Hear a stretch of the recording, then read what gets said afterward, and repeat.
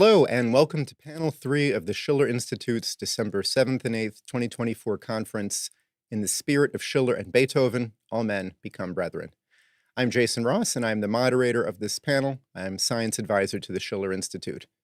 The theme of this panel is the science drivers of physical economy today. We begin with a musical offering, Beethoven's beautiful song Abendlied unterm gestirnten Himmel, sung by Schiller Institute music director John Segerson and accompanied by Margaret Greenspan.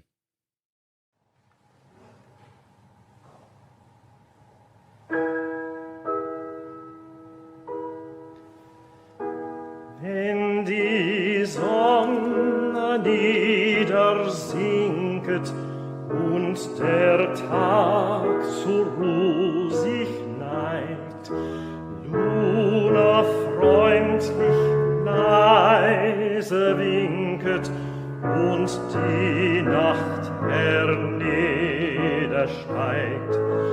Wenn die Sterne prächtig schimmern, 1000 Sonnenstrahlen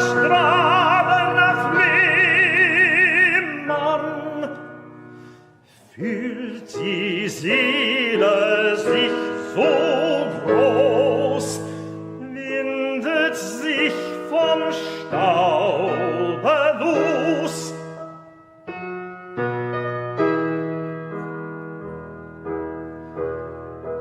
Schaut so gern nach jenen Sternen, wie zurück ins Vaterland, hin nach jenen lichten Fernen und vergisst der Erde Tand. Will nur erringen, will nur streben, ihrer Hülle zu entschweben. Erde ist ihr enger und klein, auf den Sternen möcht sie sein.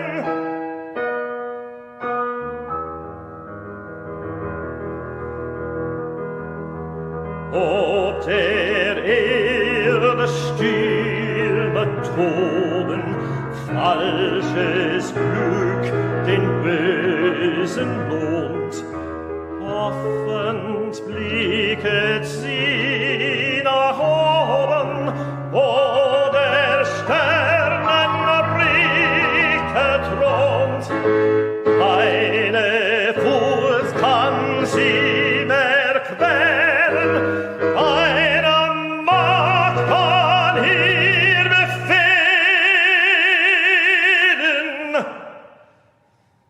Mit verklärtem Angesicht schwingt sie sich zum Himmelslicht.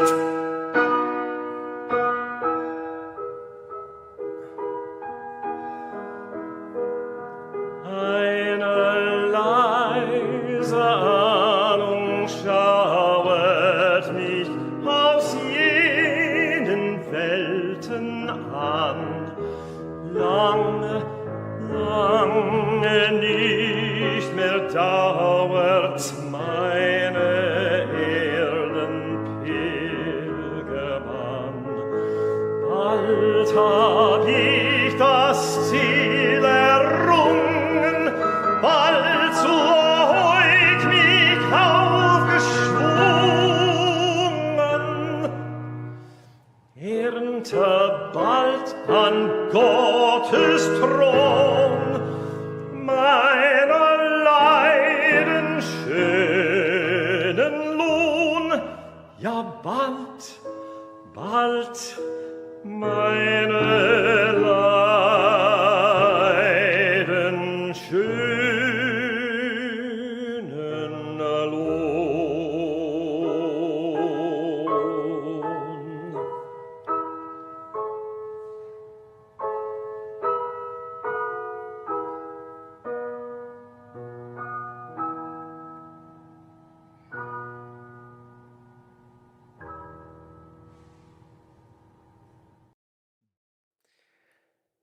Next up, we bring you 1998 remarks from Lyndon LaRouche on the difference between humans and animals and on what an idea really is. Following LaRouche, we will hear from our truly distinguished panel. The Greek classical art, unlike the archaic art, archaic Greek or archaic Egyptian, forces you to see an in-betweenness. For example, take the case in a relatively modern classical art. Leonardo da Vinci did a famous painting, The Virgin of the Grotto, in which there are two sources of light depicted in the painting. One is the light of the sun, is another light equally strong. And therefore, in understanding this, when you look at this painting, the mind is forced to say, how do I reconcile what Leonardo did? It's like a world of two suns. One light, the sun, another light. And the two lights are defined in a very ingenious way. You find the same thing with Raphael Sanzio in the Vatican apartment, where he painted these famous frescoes. And you find that you have to stand in two positions to see the frescoes. You see one thing when you stand close to it at a certain distance, and you go another discrete distance away from it to see the thing as a whole. You see a different picture. The mind must put these two contradictory images together. You see the same thing in the museum with the so-called transfiguration of Raphael Sanzio. You look at it closely, you get one image. You stand back, and you can see the transfiguration, a completely different image. The mind must put the two things together. All art is based on that. This is called ideas, and that's what we want to get to here. Ideas. And go on to the next one. I'll come back to this just. You see? Again, I've written it out and put it on this form. What the Greeks mean by an idea, and the difference between the archaic art represents a sense perception. The Greek classical art, or the paintings by Raphael or Leonardo da Vinci, represent ideas. There's a difference. One is an image based on the senses, which is what you get on television, isn't it? Television entertainment is based on no ideas, but sense perception, blood, violence, and sex. You see it, you feel it, you sense it. That's real. But it's not. Whereas an idea is something else. The term idea means a principle. For example, the common case of a principle is a scientific principle. The idea of gravity. Did you ever see a gravity? Did you ever actually feel one? No, you didn't. You may have thought you did. You didn't. Did you ever see a principle of nature? You ever shake hands with it? Smell it? Lick it? Touch it? Sniff it? No, you didn't. But these are ideas, and they are valid, and they tell us something. They tell us the principles control the universe. Something you can't smell, you can't see, you can't touch, you can't lick it, can't taste it, and yet it controls the universe. It's called a principle. It's called an idea. All art, great art, is based on ideas, which have nothing to do directly with the senses. Artistic ideas come from contradictions in the senses. As classical art comes from dissonance, from contradictions, from the development of forcing you to find an idea, to find an irony, a metaphor, an idea. Scientific principle, ideas. Now let's look at this. This is where we get to the part about the difference between monkeys and people. Next one. There are 4 steps to forming an idea. And I've reduced it to the form which occurs in science. In science you have, as we have this contradiction, this ontological paradox, this difference between the image of an economy from the standpoint of money, from the standpoint of financial accounting, which is fraudulent. But they still collect bills on that basis. Then you have the other conception of the economy, which is based on physical production and things which are essential to physical production, such as education, healthcare, and science service. So you have 2 images of the economy. The fact that the two somehow intersect means that there's an irony here, there's a contradiction, there's a metaphor. And you've got to explain that metaphor to understand how an economy works. Oh, there's another thing, is that you have a principle in so-called physics, or mathematical physics, called entropy, which says, in effect, that any mechanical system will run down. Now, if an economy is a mechanical system, and all financial accounting is based on mechanics, the principles of mechanical interaction, how can you have a financial system which generates a profit? How can it? Every system, mechanical system, if it continues long enough, runs down. Now, if something runs down, how does it produce more? Every mechanical system always produces less. Therefore, by definition, no economy which corresponds perfectly to a financial accounting system could possibly have a profit.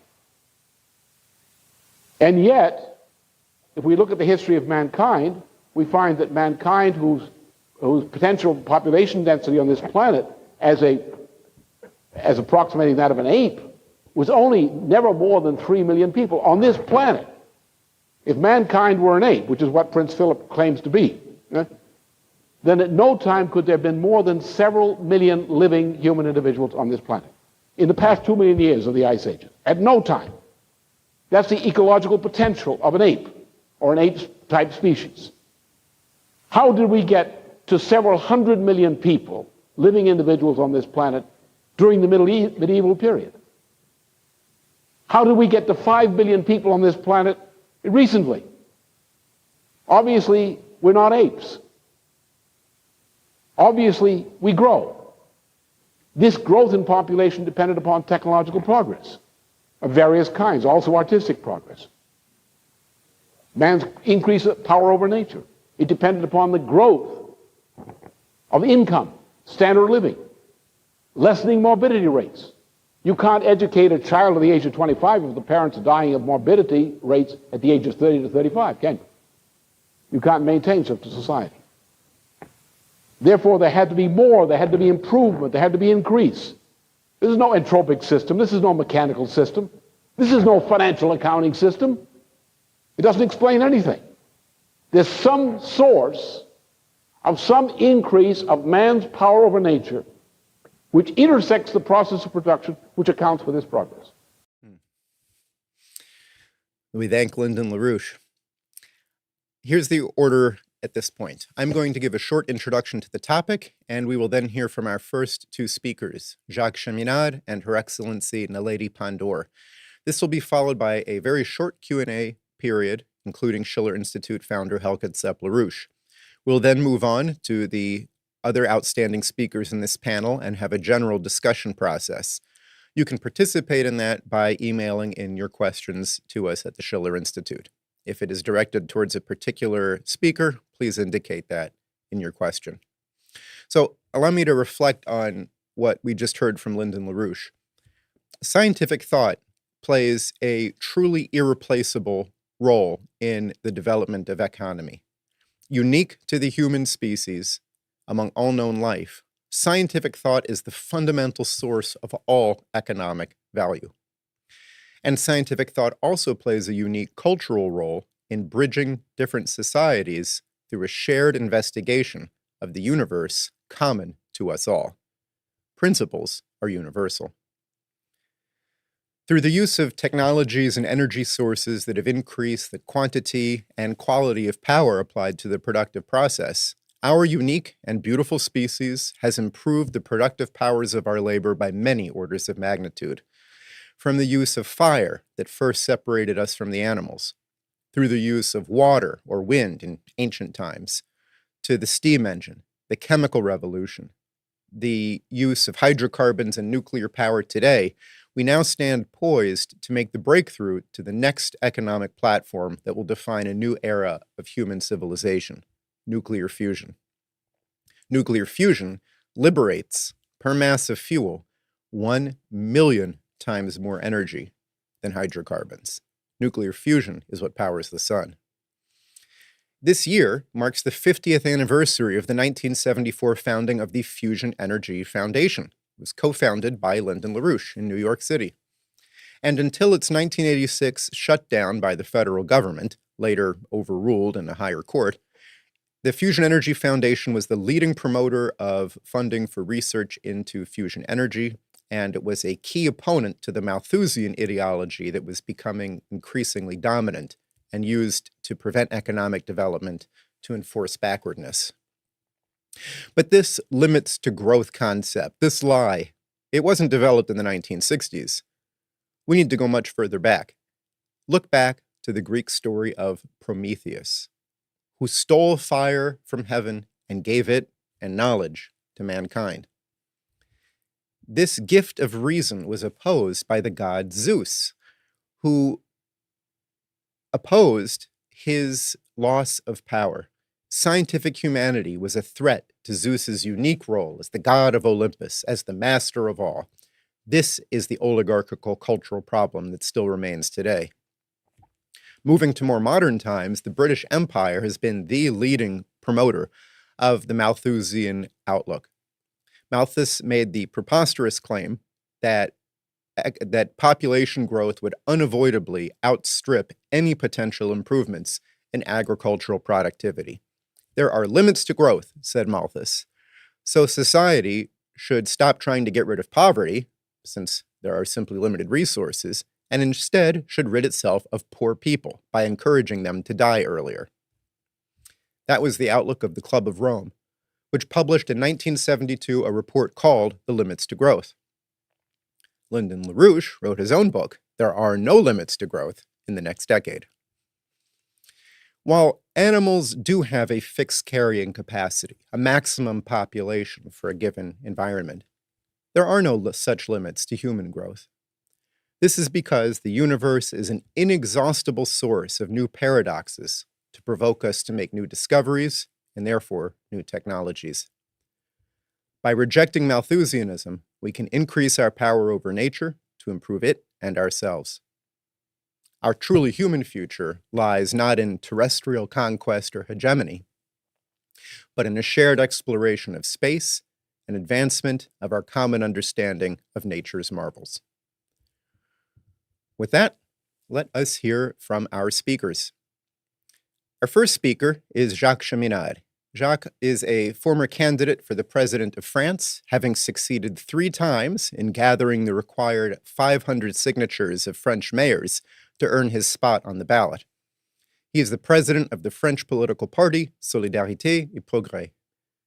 He's a wise thinker with a polemical approach, and he speaks to us today on this subject, the science driver for the new paradigm of physical economy. Jacques Cheminade. The science driver for the new paradigm of physical economy. Our mission is to get mankind off the trajectory towards thermonuclear extinction. It means peace, not as an agreement between 2 periods of war, or merely to stop the war, but to base our fight on scientific and technological progress to enable all nations and the entire human species to survive. The commitment to scientific progress is at the center of the physical preconditions for the survival of mankind as a whole, to generate in all of us the certainty that future generations are going to be better than ours. We need to share this principle in our subjective interventions to foster the necessary hope and confidence in the powers of creative reason. Such a power, against the vicious narratives of the oligarchical warmongers, is the unique weapon to inspire our human brothers to join together in our cities, to demonstrate for the cause of peace, to transform frightened fugitives into self-asserted millions of demonstrators. The following speakers are going to present in this panel the consequence of non-intervening, our mutually assured destruction, and instead the joy to create a new paradigm of development in the nations of the West joining with the BRICS to ensure the rapid industrialization of our whole planet and create billions of qualified jobs required to achieve such task. Among the 10 principles Jacques LaRouche presented for discussion for a new international security and development architecture, the last one defines our challenge. The basic assumption for the new paradigm is that man is fundamentally good and capable to infinitely perfect the creativity of its mind and the beauty of his soul, and being the most advanced geological force in the universe, which proves that the lawfulness of the mind and that of the physical universe are in correspondence and cohesion, and that the evil is a result of a lack of development and therefore can be overcome. This is the very source of science, the crucial fact referenced in the Christian principle of a divine spark of reason, inhering in each of us as sovereign individual creative persons. Lyndon LaRouche, in his February 8, 1983 History of Science, refers to Gottfried Leibniz's stunning discovery of the characteristics points of affinity between Christianity and the Confucius tradition within the language culture of China. The point here is what we have in common and what us, in our Western countries, can and should bring to the community for a shared future of mankind. What we have in common is what Jacques LaRouche stresses: the innate goodness, potential of all human beings, expressed in the West by Platonic Christianity against the evil Gnosticism and nominalism, both reduced to sense perceptions, and in China, expressed by the original Confucian tradition against the misguided Taoism and legalism. In both cases, it is in total opposition to what the Third Reich jurist Carl Schmitt calls the need to have an existential enemy to assert one's sense of identity. This evil belief that you have forever an existential enemy until you destroy it leads logically to war. Chinese culture, with its win-win concept, and Western culture, as expressed in the Treaty of Westphalia and the Evangelicals, share a similar ontologically optimistic conception. It is not only the very basis to conceive a lasting peace, it expresses the unavoidable interdependence of morals, motivation, and scientific practice. Some may answer, but it is science that made the Chinese invent the powder for guns, for cannons, and the West to develop and launch nuclear bombs on civilians. Well, as for the West, it is a perversion of science. Why? Because nothing is done for the good. Evil emerges and controls the results of science for the sake of a power against another. A commitment to develop the not yet developed countries, as Roosevelt or de Gaulle conceived it, would have prevented the temptation to throw atomic bombs in 1945, for geopolitical reasons, to humiliate Japan and threaten the communist Russia. Geopolitics is based on a policy to dominate the other and get rid of your existential enemy, not to reach a higher level of relations, peace, cooperation. That's why, for the sake of peace, you have to reject forever geopolitics. For us in the West, it means to recover our historical purpose as expressed in the Golden Renaissance. We can't join the new paradigm with empty hands and worse, with empty minds. We should therefore recover what we have lost since the two barbarian wars that took place in Europe and the colonization of territories and minds. To recover the method of Plato, of Socratic hypothesizing, given by the Renaissance,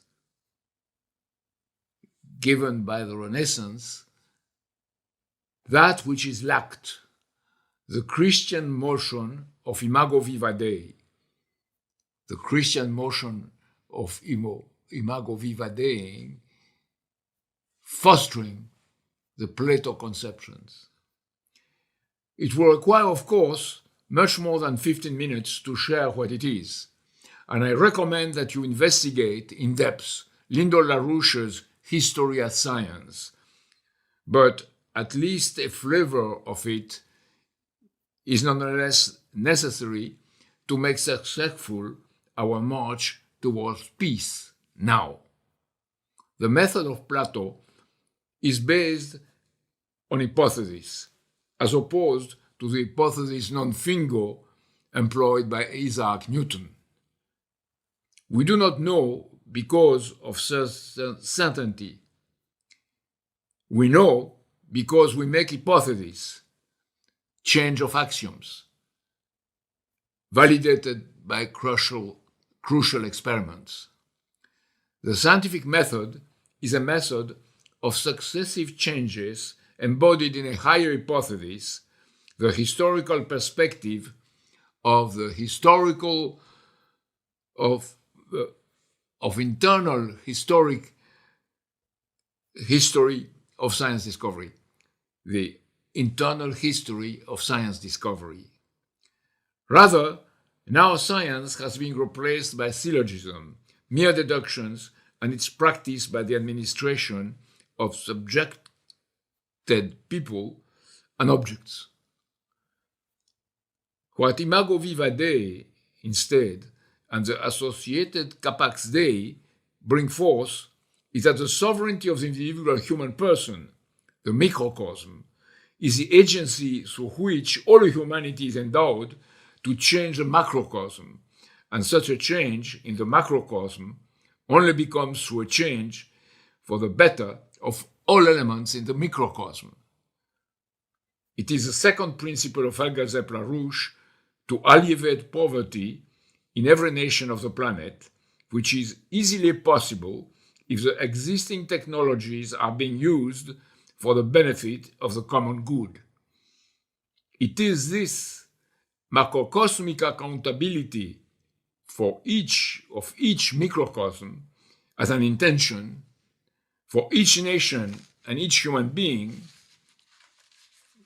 that defines the good, the policy upon which the continued survival of civilization absolutely depends.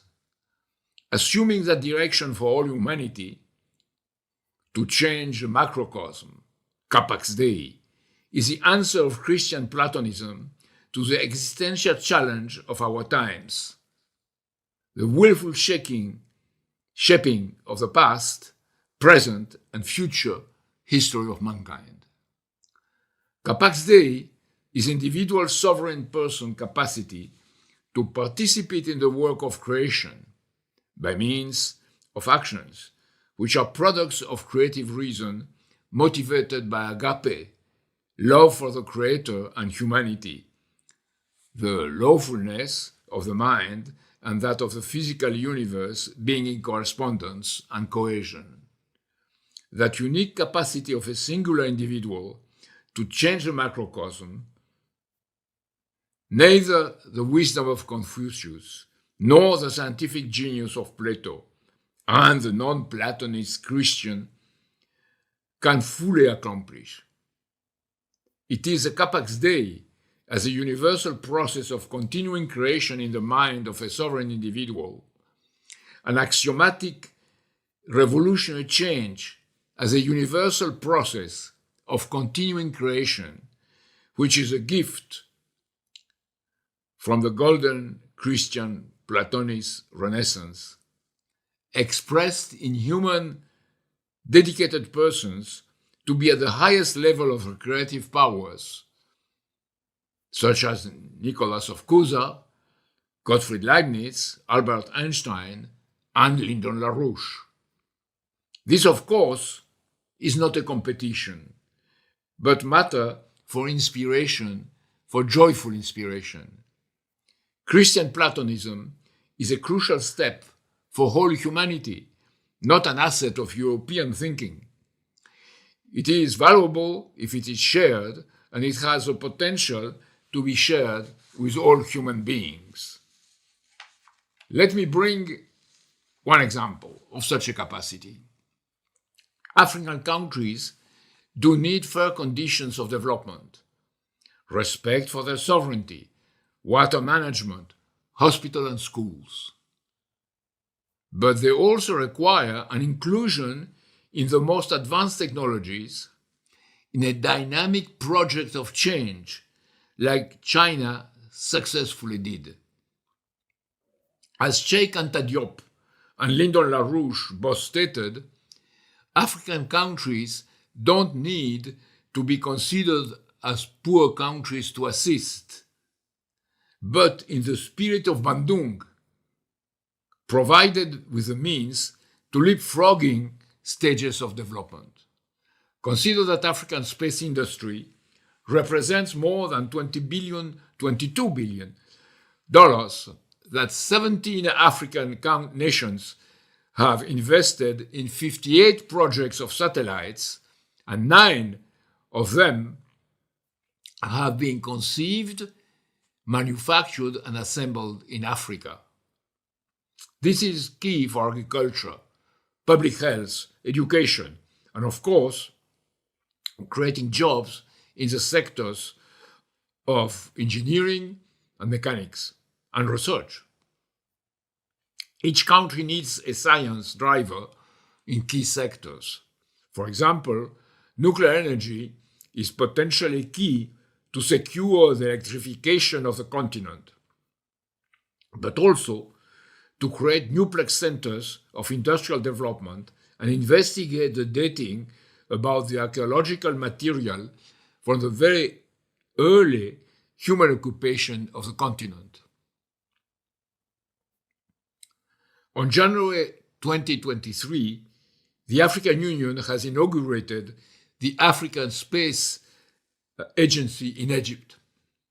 France and South Africa, together with the Senegalese Society of Space Studies and the Turkish Space Agency, have signed an MOU, a Memorandum of Understanding, to develop space infrastructure in both nations.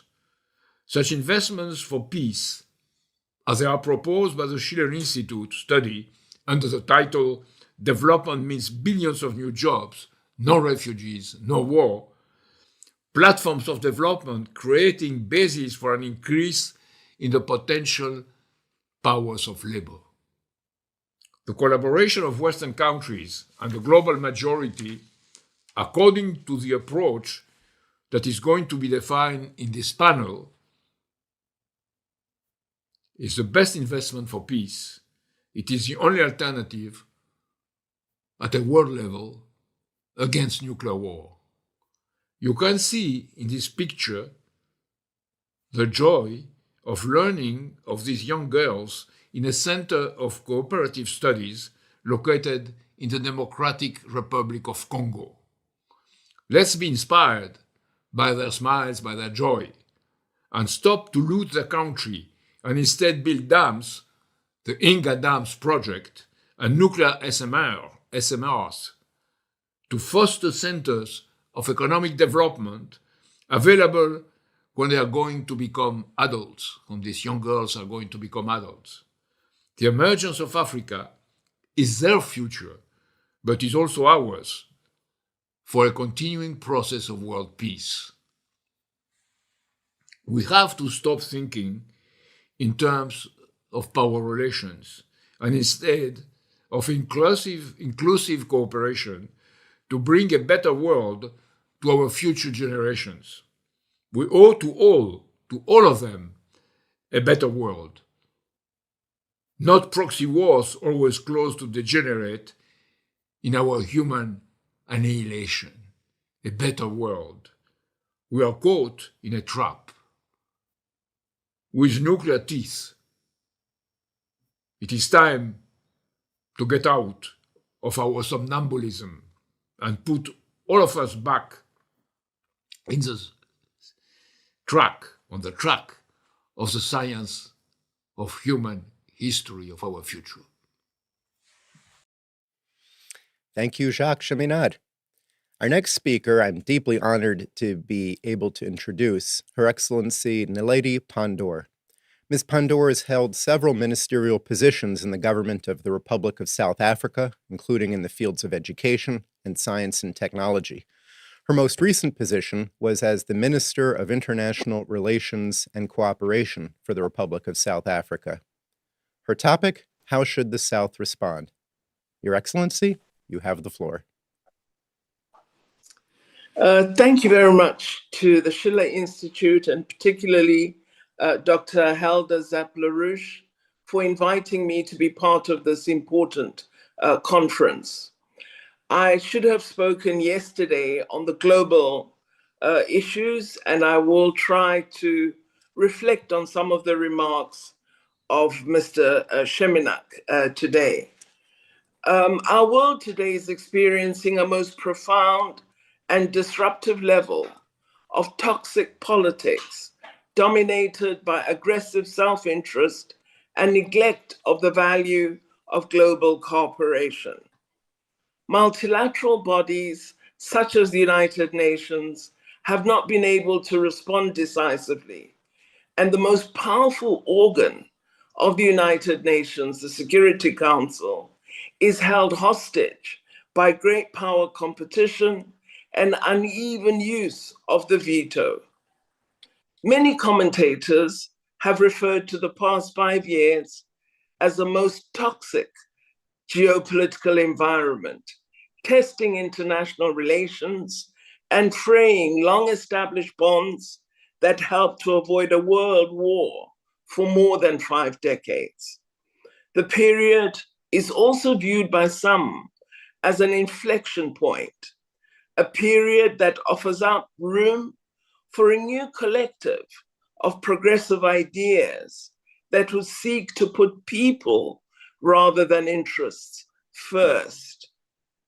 There is hope that the South will step up.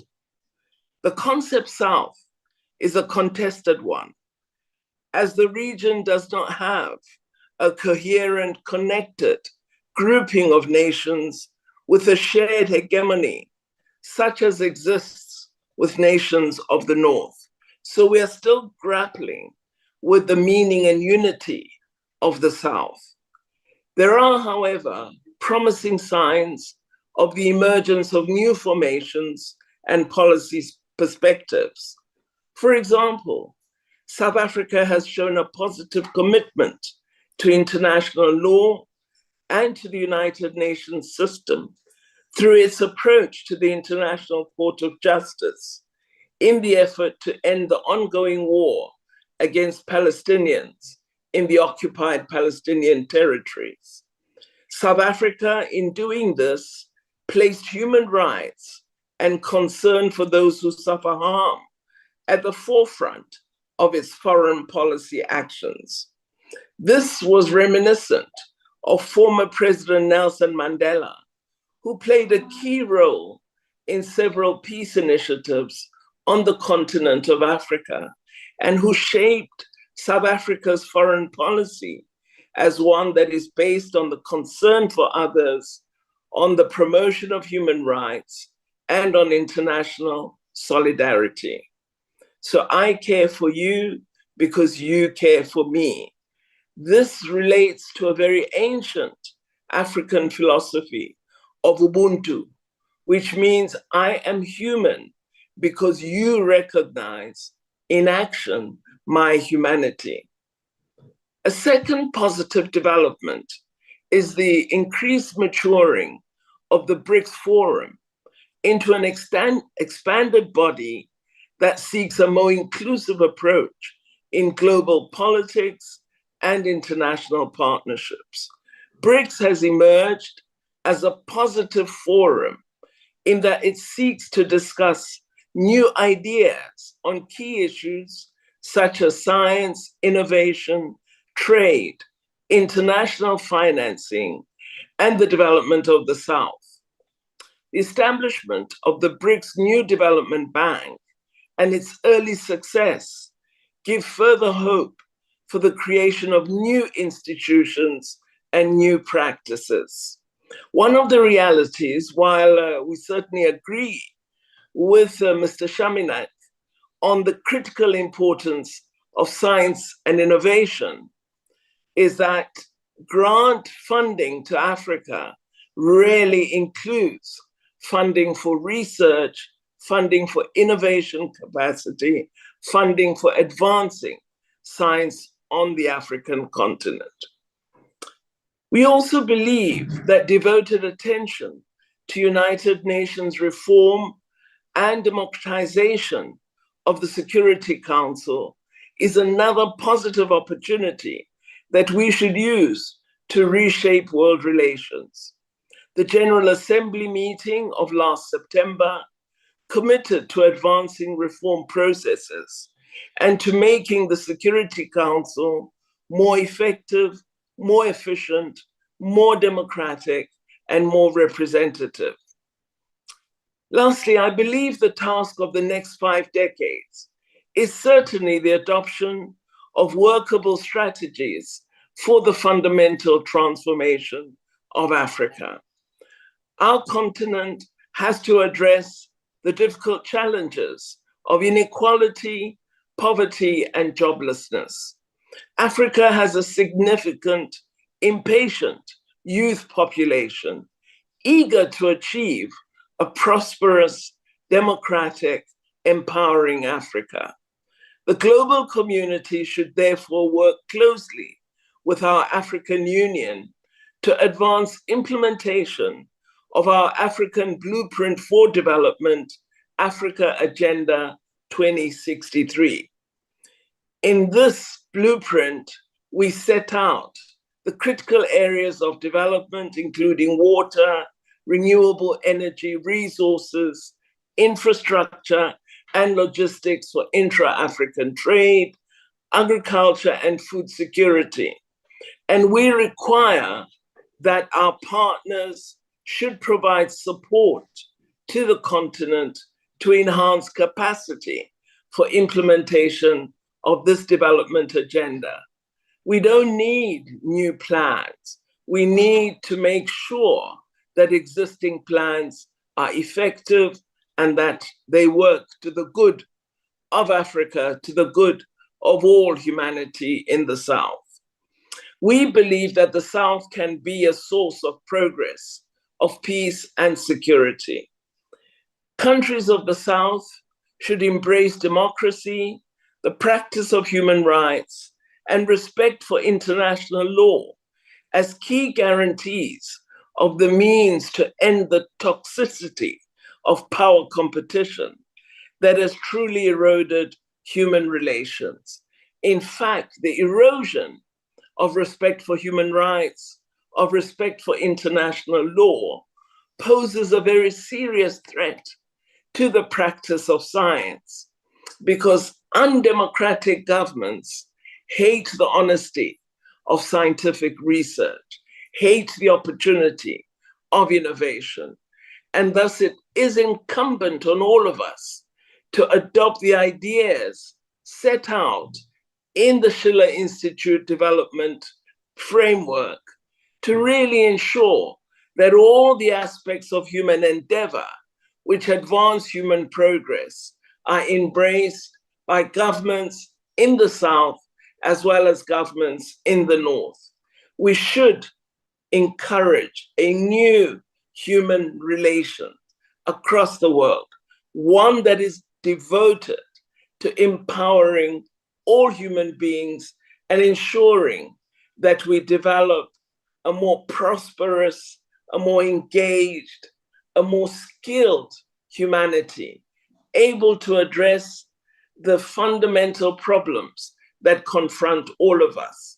Because alongside the problems, we have a human capacity and ingenuity of problem resolution.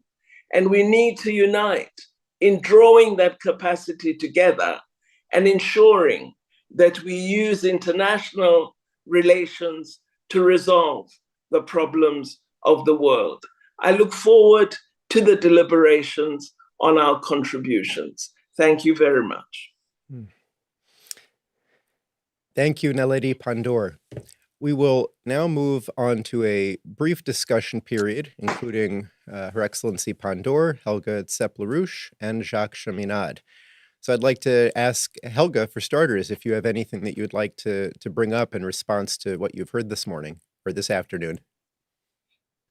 Yes, I want to express to you, Your Excellency, Dr. Pandor, my deepest happiness that you give us the honor to be in our conference, because we have been following what you have been doing and noticed the fact that the South African government has taken over the moral leadership for the world, which the West in this period seems to have abandoned. So you also already in your remarks answered what I was planning to ask you, but let me restate my question to you. Yesterday, we discussed the strategic situation, which several people, including Scott Ritter, myself, and others, characterized as the most dangerous period in all of history, even more dangerous than the Cuban Missile Crisis, for the very fact that we seem to be heading like almost a train without stop signs towards a nuclear catastrophe. This was underlined by a remark made by Rear Admiral Thomas Buchanan at the CSIS meeting on the 20th of November, just now, where he stated that in order to keep US hegemony, that they regarded it as legitimate to use nuclear weapons. However, he said that they should keep a certain amount of them in order to be able to fight off future adversaries, which implies the ridiculous idea that you can win a regional or limited nuclear war and then keep going afterwards, which is obviously not the case, because as Ted Postol and others have convincingly argued, that if you come to a nuclear war, then the likelihood that it is ending all life on the planet is very, very high, if not certain.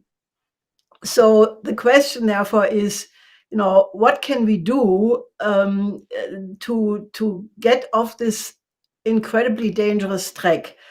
And I have been thinking about this for a very long time. And if you look at the relationship between the United States and China, NATO and Russia, it seems to be almost hopeless. The United States, Kurt Campbell, who is the Undersecretary of State, recently stated that China represents the largest threat in the history of the United States ever. In Germany, for example, the defense minister Pistorius talks about making Germany war ready. Europe is in a process of militarization. And I think the only hope which exists to avoid a certain catastrophe, which would mean the end of the human species, is to convince the Western nations to stop the confrontation with the Global South. The Global South is already, according to Cambridge statistics, 85% of the human population. That's the global majority by far. And if we could do something to convince the Europeans and even the United States to cooperate with the BRICS, for example, in the development of Africa, in the development of Latin America and Asia, in order to industrialize, to help the Southern Hemisphere to finally overcome the remnants of colonialism, which would be also in the interest of the West, because it would be the only human way to solve the migrant crisis. So I wanted to ask you, you know, can we not enter some kind of a dialogue to put this on the agenda, you know, to move from confrontation to cooperation in such a strategic impact way that it really solves this problem? And that would be my question to you. Well, thank you very much. Very complex question. The first response, I think, would be that what we need are mature, rational leaders, scientists such as Mr. Cheminade was referring to. If you don't have that level of logic and rational thought, you then really resort to the illogic that you can hold sway at all times. And I think this is an extremely wrong approach. It excludes so much of the world from being part of advancing the world in a positive fashion to a future in which all of us are prosperous, all of us feel that the world makes a difference and actually recognizes our needs and our capabilities. So what we need are mature leaders who can have a very complex discussion about how the most powerful economies, which are the United States of America, China, and then Europe to some degree, how they relate to each other in a positive fashion. And I'm sure that with proper discussion, with an openness toward arriving at a positive outcome, they would be able to resolve the current tensions among themselves. I think the notion of preparing for war is a very poor example of leadership. What we should be preparing for is using our innate abilities in order to advance the world.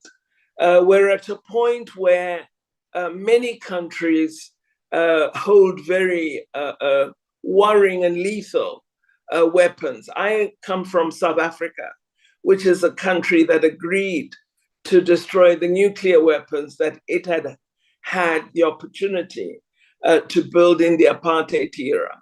One of the first decisions of the new government headed by Nelson Mandela was that we would be anti the holding of nuclear weapons, and that while we have nuclear scientific capability, it would be put to peaceful purposes and not be directed to weaponizing South Africa against any country in Africa or any part of the world. So I believe that what we need is fresh thinking. We need civil society and particularly intellectual organizations to be more visible and vocal in presenting alternative perspectives on how we should view the world and setting out from research clear examples of what we can anticipate should we go the route of a negative confrontation between the most powerful in the world. This will harm all of us. If the great powers are able to reach a rapprochement, it will allow for enhanced development, particularly of the most poor countries of the South.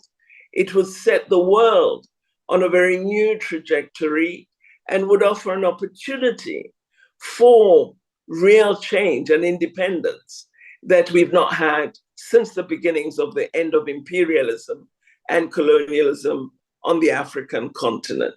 So this environment, while toxic, offers a new opportunity to engage in a very different way through international relations in building new partnerships among all the various regions of the world. But it is the most powerful who must make the decision to do something positive. Otherwise, they are going to generate a reaction which will lead to the destruction of the world and increased world instability, as we are seeing from week to week in different parts of the world today. Thank you very much. I'd like to ask Jacques Cheminade, is there anything that you would like to bring up with our distinguished guest?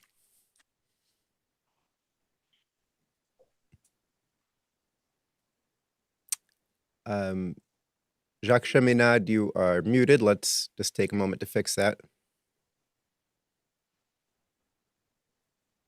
Yes, Your go ahead. Excellency.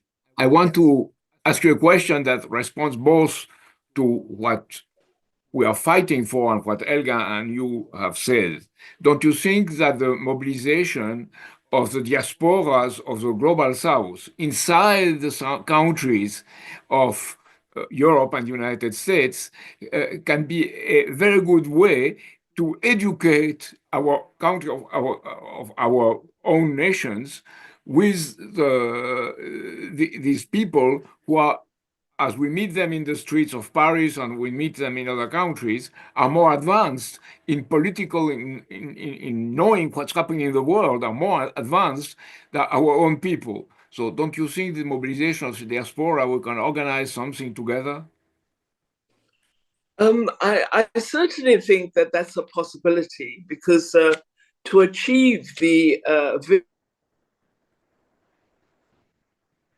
that Harvey has set out through the Schiller Institute, you do need us as humanity to embrace the idea that we should be working more closely together. So it also requires us to embrace diversity. And this is something that democratic South Africa has done.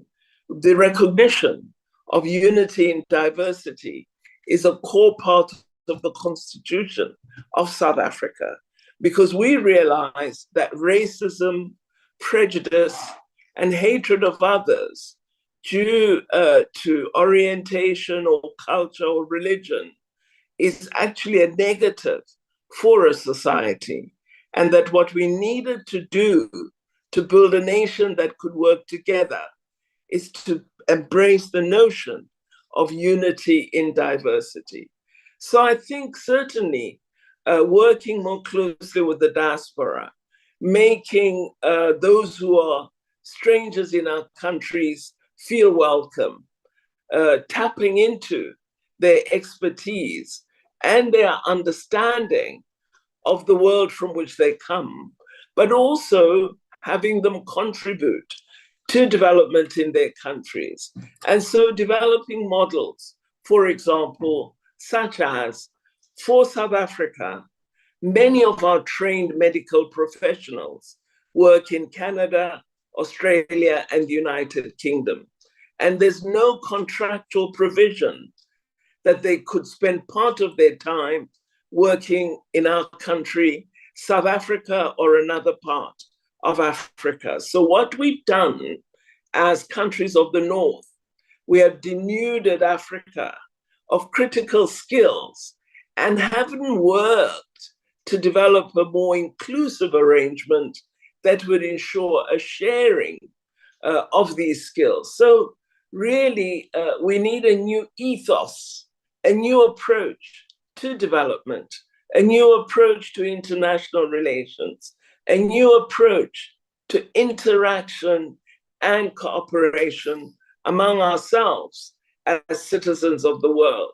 And we also have to embrace the notion of a dependency between all of us, that wherever I come from, whatever my race, whatever my gender, if we work together, it can be to the good of all.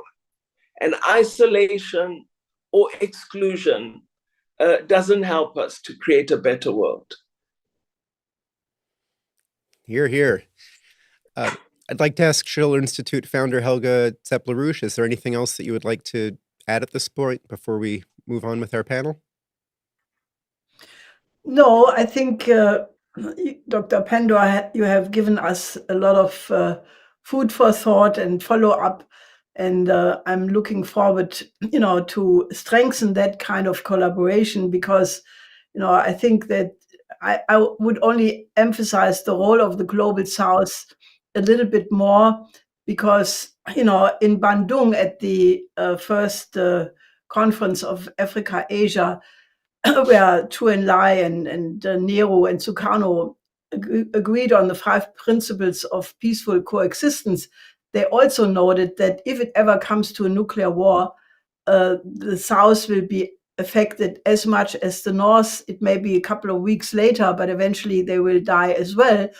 And I think that fact gives the Global South right now the moral integrity and right to speak out more strongly, because I think their voice is much more reasonable than what we have seen in the West in the recent period, which I think is undergoing a tremendous cultural crisis. And therefore, I would encourage you and other leaders from the Global South to take an even more strong role to address the situation.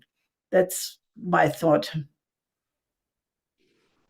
Wonderful. Well, thank you very much for that, Dr. Helga. I just wish to perhaps conclude by saying that I wish to remind all those in the North that they made an incredible contribution to us achieving our freedom in South Africa, because they all agreed that they would become part of the international solidarity campaign against apartheid.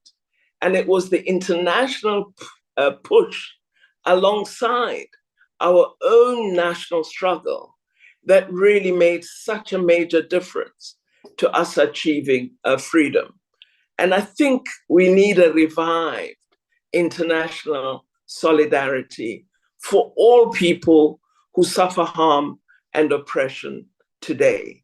The world showed in the instance of apartheid that we could work together, that the United Nations could be drawn together, could establish a committee against apartheid that would ensure the name of Nelson Mandela was kept alive, that apartheid would be declared a crime against humanity. So what I think we should be doing now is saying to the world, when we work together on positive objectives, there is a great deal that we can achieve, and we can even defeat evils such as apartheid.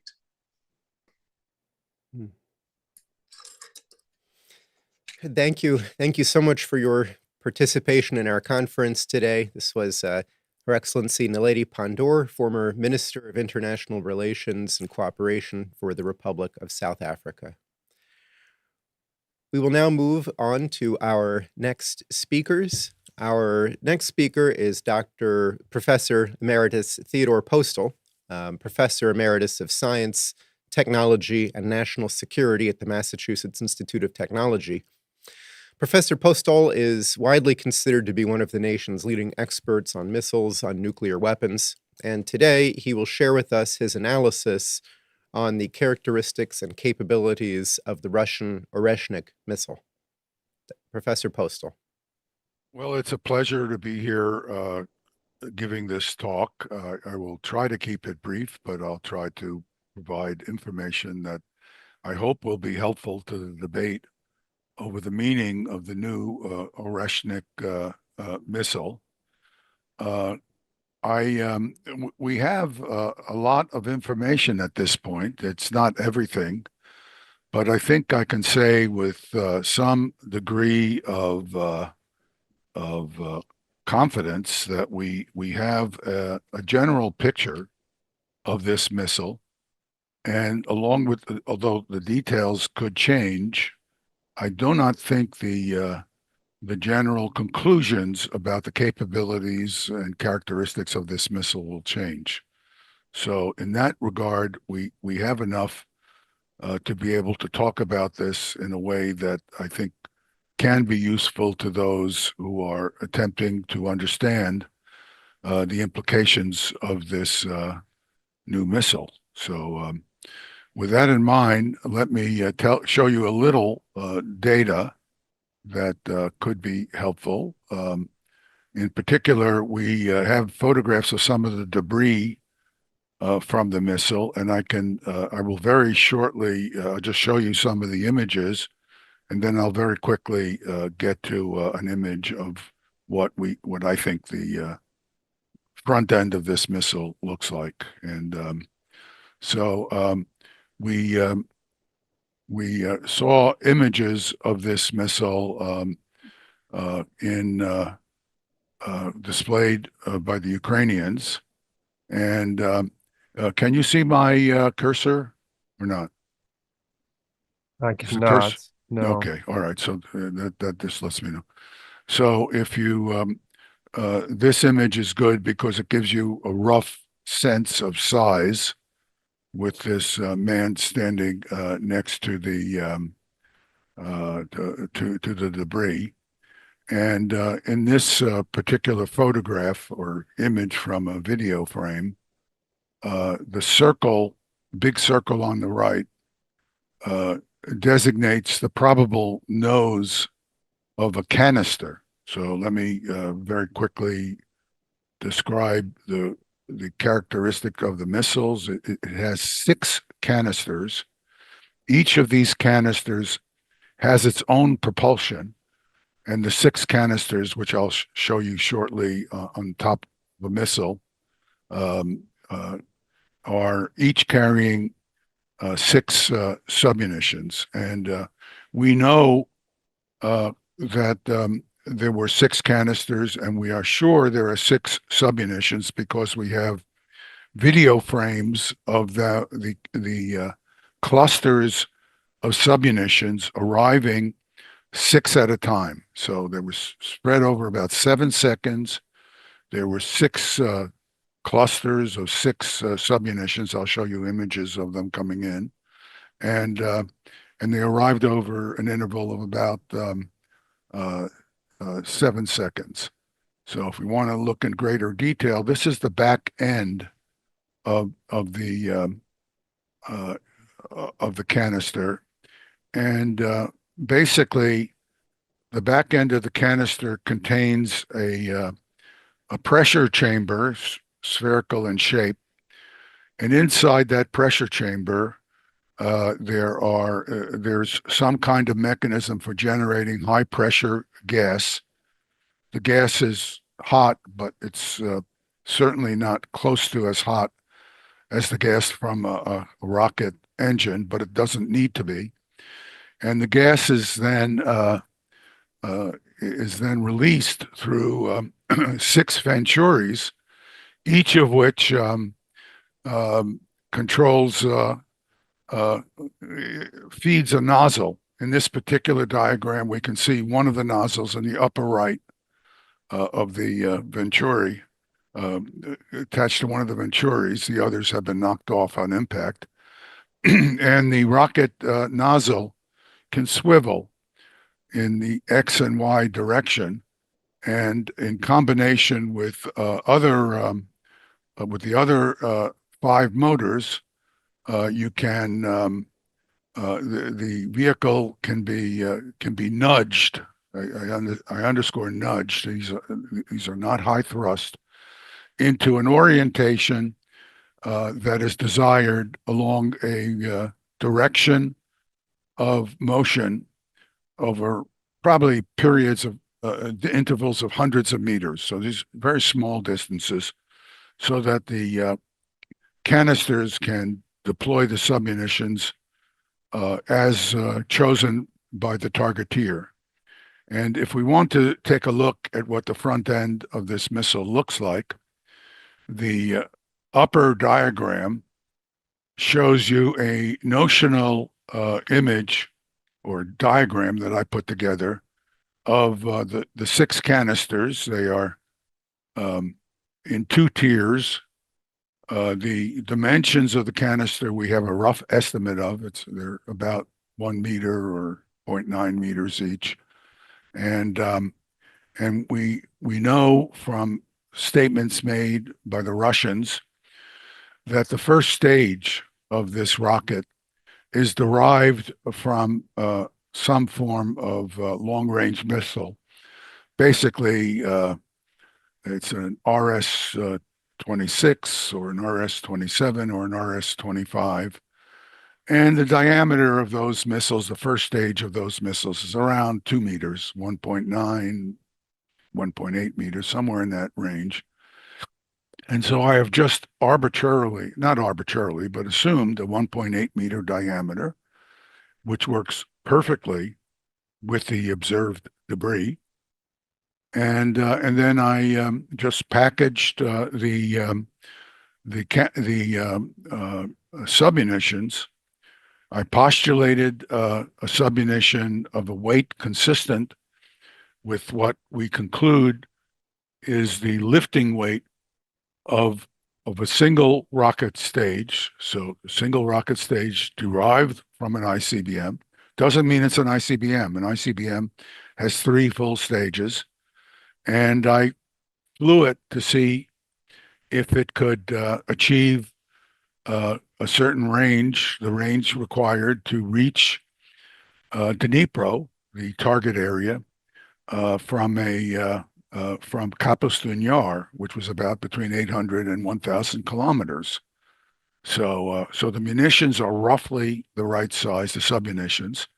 They could be a little bit bigger or smaller depending on what they're made of. So we don't know what they're made of. We have a reasonable estimate of their weight, which is important because the weight and the velocity at impact determine the power of the explosive event they produce.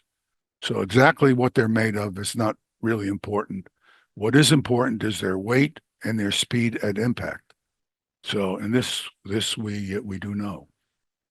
I won't go through this, but basically, we know that the impact speed's probably about Mach 10. For those people who want these slides, just write me a note and I'll be happy to send them to you. And we have a good estimate of the flight trajectory. Basically, this diagram shows the roughly 800 to 1,000 kilometers between Kapustin Yar, the launch point, and Dnipro. And here are images, diagrams, or graphs of the characteristics of the flight trajectory and the launch trajectory. The figure on the left here, the graph on the left, the vertical axis goes from 100 kilometers altitude to 0.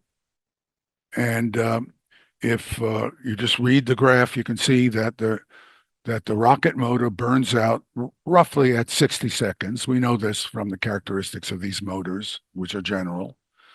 And the burnout speed is about Mach 11, very close, about 3.6 kilometers per second. On the figure on the right, we show the altitude vertical axis, and the vertical altitude goes from 1,000 kilometers at the top to 0 kilometers, and of course the horizontal axis goes between 0 and 1,000 kilometers as well to give you no distortion in the characteristics of the trajectory.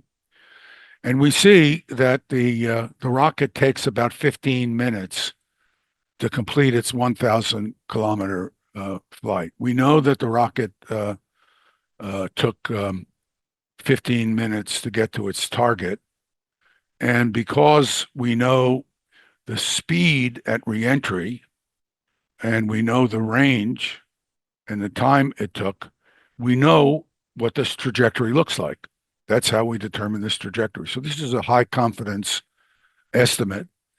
And I postulate that what the rocket does, the rocket is launched, of course, in the lower left side shows in black circles the powered flight. When the powered flight ends, we're showing the rocket coasting. And the rocket coasts another 1, 2, 3, 4, 5, 6 or so minutes, 6.5 minutes before it reaches its apogee. And during this long time, 5 minutes, quite a long time, it has rocket motors on the front and back of the actual big rocket motor. and they slowly rotate the rocket motor so it's pointed at the target. So when it releases the warheads in the direction of the target, they are pointed in the right direction, and they can be controlled to arrive at the target in a predictable pattern and distribution. So if we want to see how these rockets arrived, how these submunitions arrived, we have videos of this. These are photographic frames taken from a video of the arriving submunitions. So the first on the first row, the two leftmost images show you the arrival of the 6 first submunitions from the first cluster. The next 2 images, which would be the rightmost image on the first level, and the leftmost image on the next row down, second row down, you can see the 6 submunitions arriving in the second cluster. And then we have 1 image from the third cluster. We could get more if we were more careful, and just because the time, this was just quickly done. So we see a bunch of a cluster of munitions arriving in the middle image on the second row, number 5, image 5. And then the fourth cluster, again, we see 6 images of submunitions. That would be image number 6 and 7 on the second and third rows. And then the fifth cluster, we have 3 images. The very useful particularly useful image is image number 9, where you can see the 6 submunitions very clearly. They're extremely hot, I should point out. They're coming in at a speed of near Mach 11, Mach 10. So there's a shock wave in front of them that's at a temperature of maybe 4,000 degrees Celsius. So it's very hot.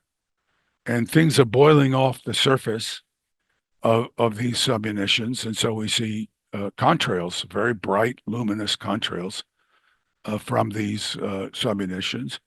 And we see, the 6th cluster arriving. So we know we have 36 submunitions as stated in other sources. So that's now pretty clear.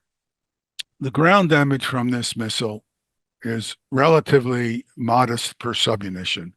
Each submunition produces the effects of about 100 to 150, 100 to 200 pounds of high explosive. And this kind of ground damage is enough to do significant damage to anything it hits, but it's not, for example, as much as a 500-pound bomb, which would demolish any building that it actually hits. Here's an example of a building that was hit where the upper part of the building was damaged. So the mystery about this missile is that the ground damage from each submunition is limited, and we don't yet know how tightly the submunitions can be clustered. And so we don't yet know its full capabilities. And I'll end here. Thank you. Thank you, Professor Postol. I'd like to let Dr. Pandor know that we have had some questions that have come in for you, one specifically on the topic of China and Africa. If you would like to respond to that, if your time is limited, you can unmute your video during the next speaker, and we will come to you for that question. Our next speaker is Michele Geraci. He is the former Undersecretary of State in the Ministry of Economic Development of Italy, and he was the driving force in Italy's decision early on to sign a memorandum of understanding with China's Belt and Road Initiative. He teaches economics. He is a frequent commentator on world events. Mr. Geraci, thank you for joining us today. You have the floor. Good evening, everyone. A very short commentary from Shanghai, where I am at the moment. While the world becomes more and more complex and tense, we need even more so to find solutions. I want to mention just two key points.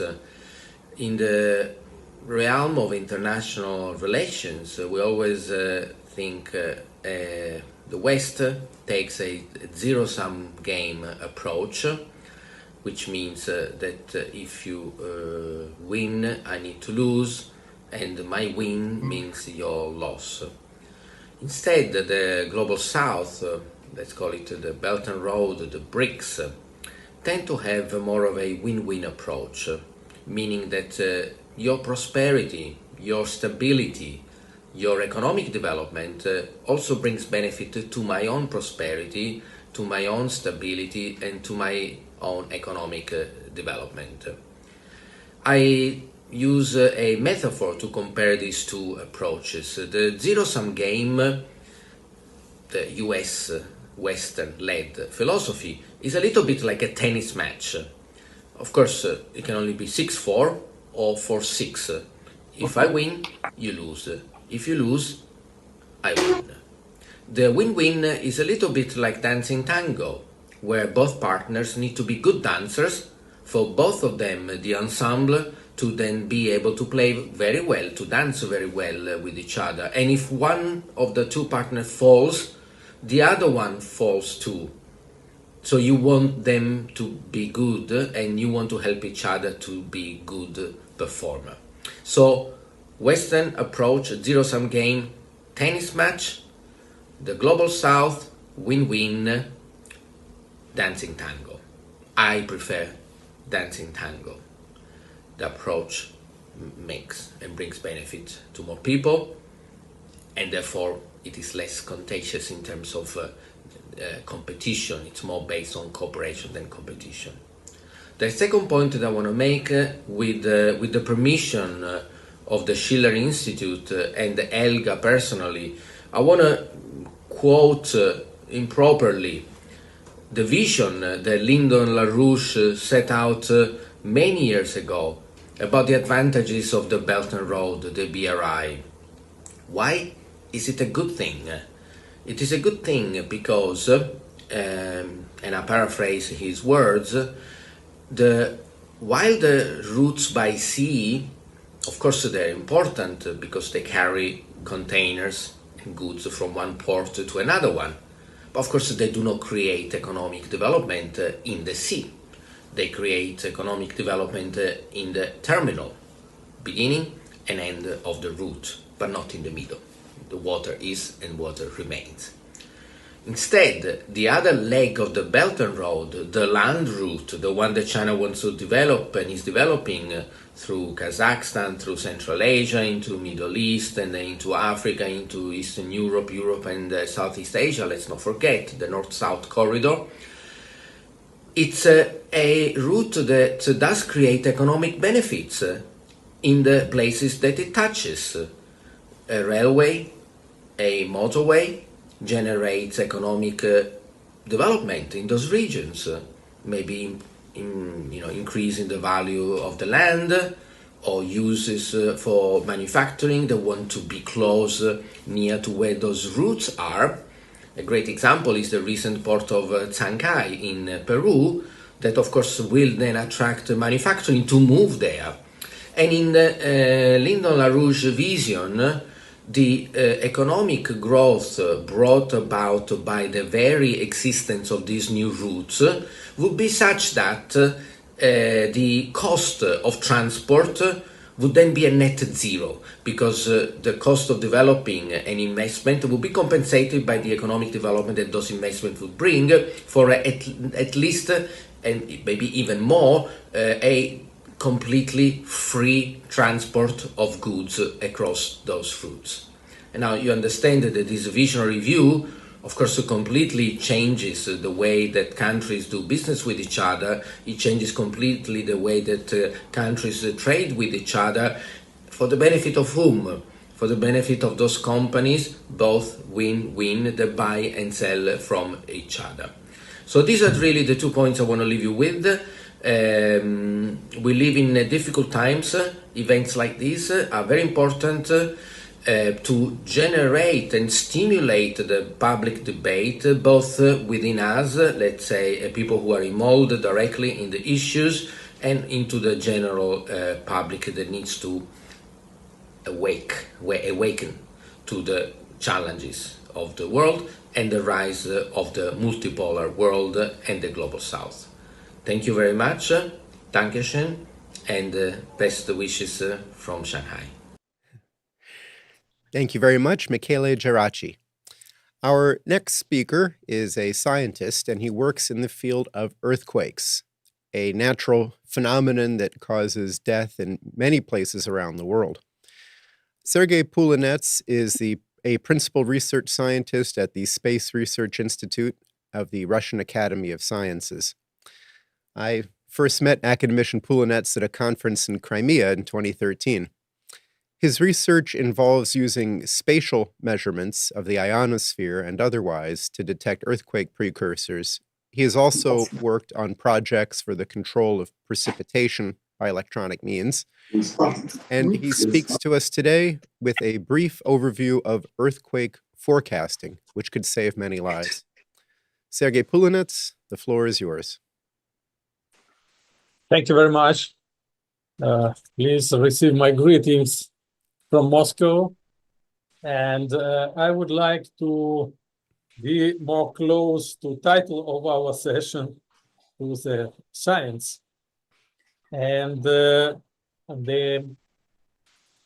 I will speak about the problem which was not solved during 200 years, possibly. We are going to explore Mars, explore Moon, but we do not know what is happening inside our planet. We don't know our planet, and this problem has 2 dimensions. From one point, it is scientific dimension. From another point, it is economic and political dimension.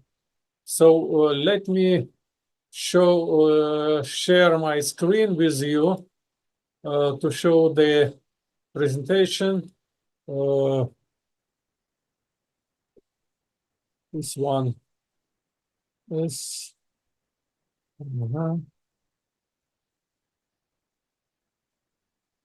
okay. Do you see it on screen? It's okay? Yes. Okay. Why I use the word the critical mass? Because we are living now, and many of you talk close to the nuclear confrontation. And you know, for the nuclear bomb, we need to get the critical mass to get explosion. And construction of the bomb is from several pieces that should be united in the moment and produce the explosion. I will show why I use this title, but I would like to make a short introduction. The history of the earthquake forecast was in years of 70s of the last century very successful, both in Russia and United States. There were the geophysical fields where there were measured some anomalies, some geophysical anomalies of the velocity of the seismic waves, level of the groundwater, radon emission, and gravity, electromagnetic fields.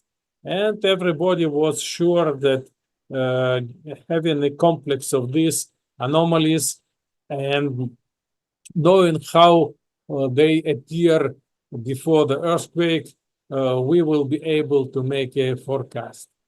One of the sources of the precursors is the emission of the radon as a radioactive gas in the active tectonic faults. Sorry. So our theory, which was developed during more than 30 years, I suppose, shows that radon emission main consequences is producing the thermal anomalies.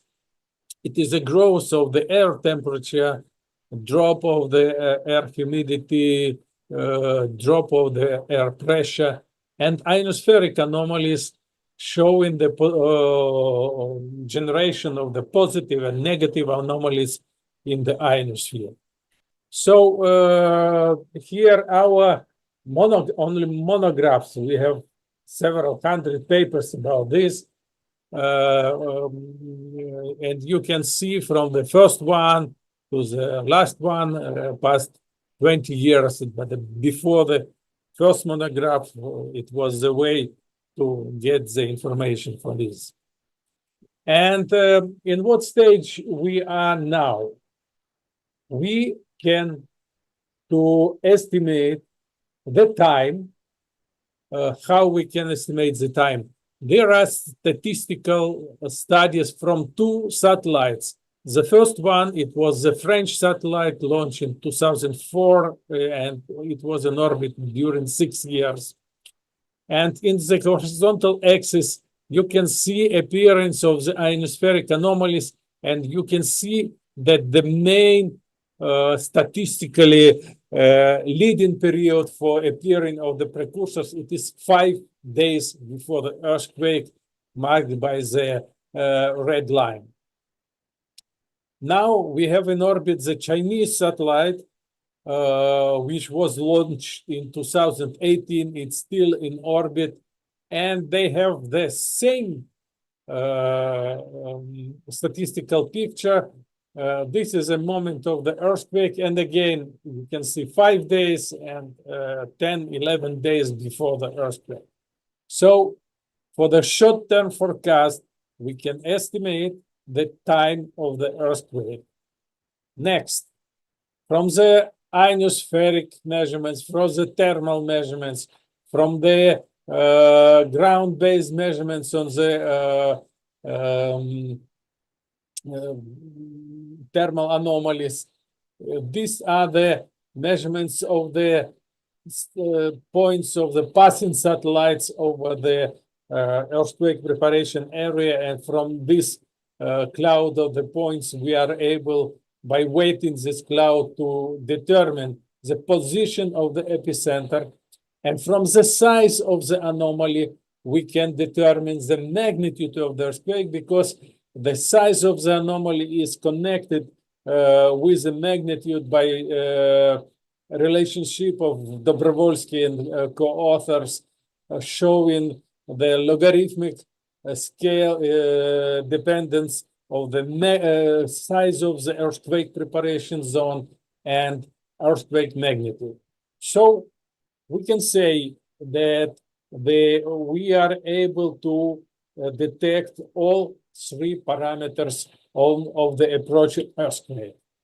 Even more, we created the automatic system for automatic identification of precursors, then taking into account the solar activity. Here you can see space weather data, meteorological data, and so on, and to purify the data and automatically detect from all the anomalies registered from any sources, we detect the precursors of the earthquakes. I would like to show you that sometimes we are able to see the approaching earthquake in the real time. Here, it is a map of Chile. It is a Chile border. It is a Pacific Ocean.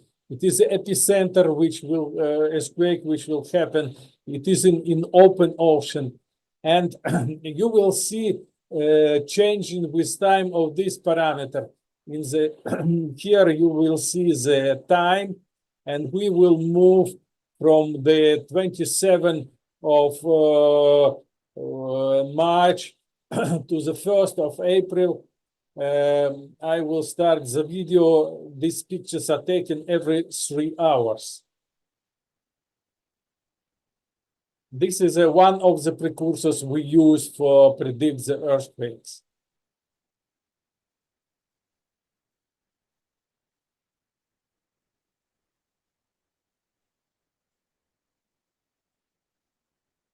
And here you can see, it appeared and demonstrated the position of the epicenter and the size of this area.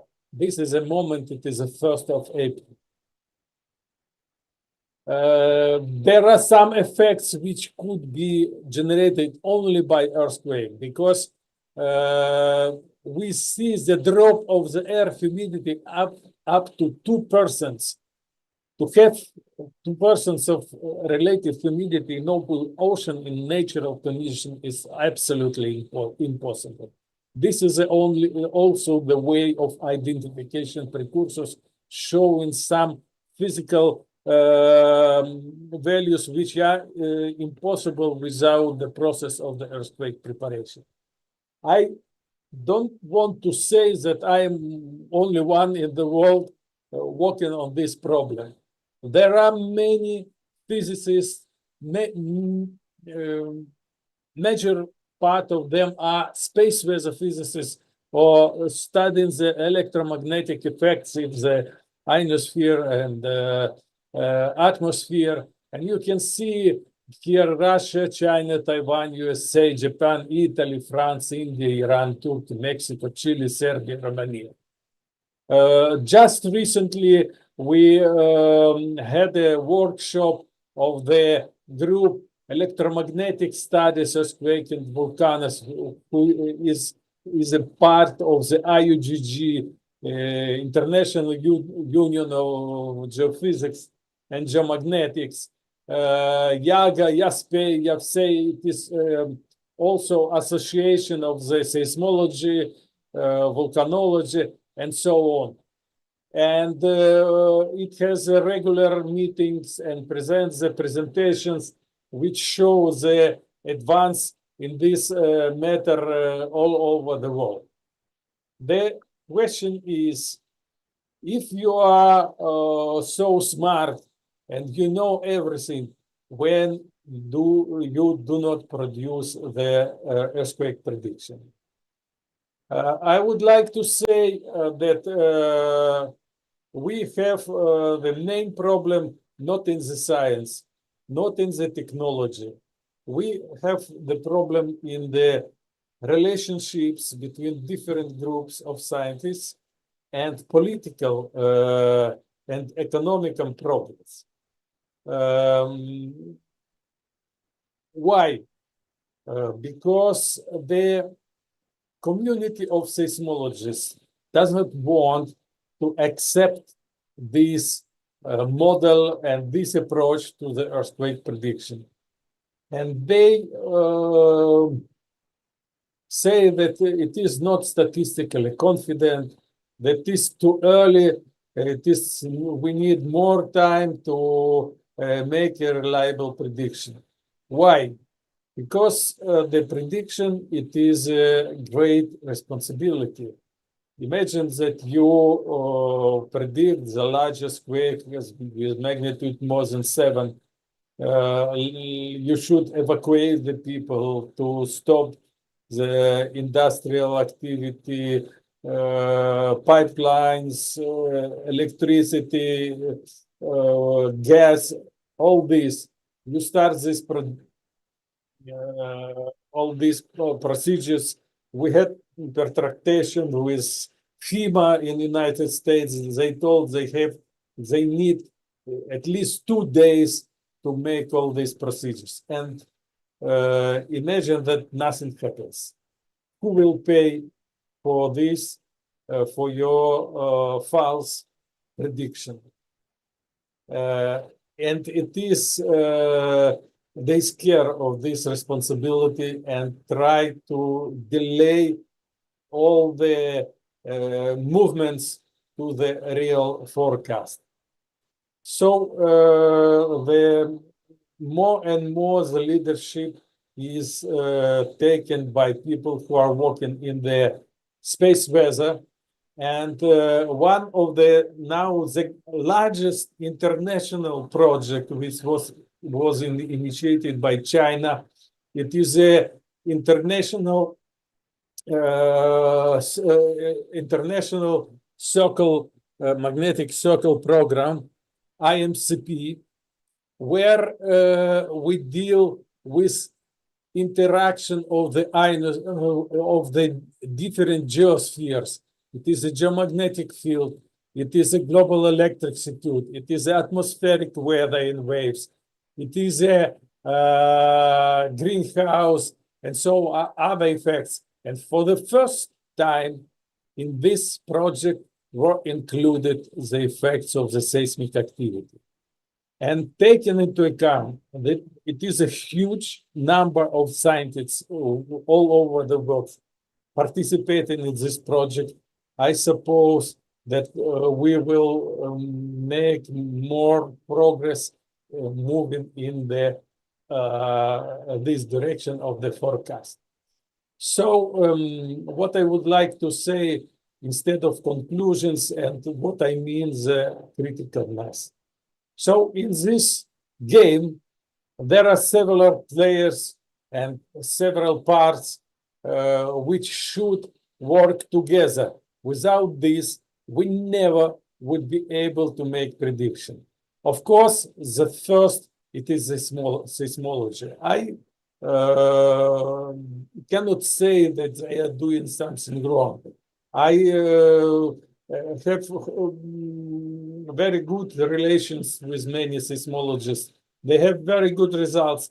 And by the way, some of them, some of the technologies developed by them are able to predict the earthquakes, but they do not put them in on the practical road.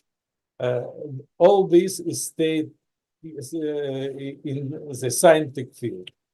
The second one, what we are doing, it is a space and atmospheric science which have now advanced to the stage of the possibility of the earthquake forecast.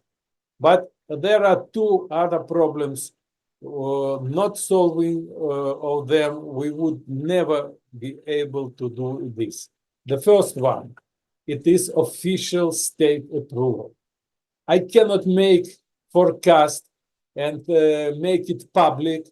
I will be punished because they will say that I create the panic in the society. So this technology, these methods should be officially approved.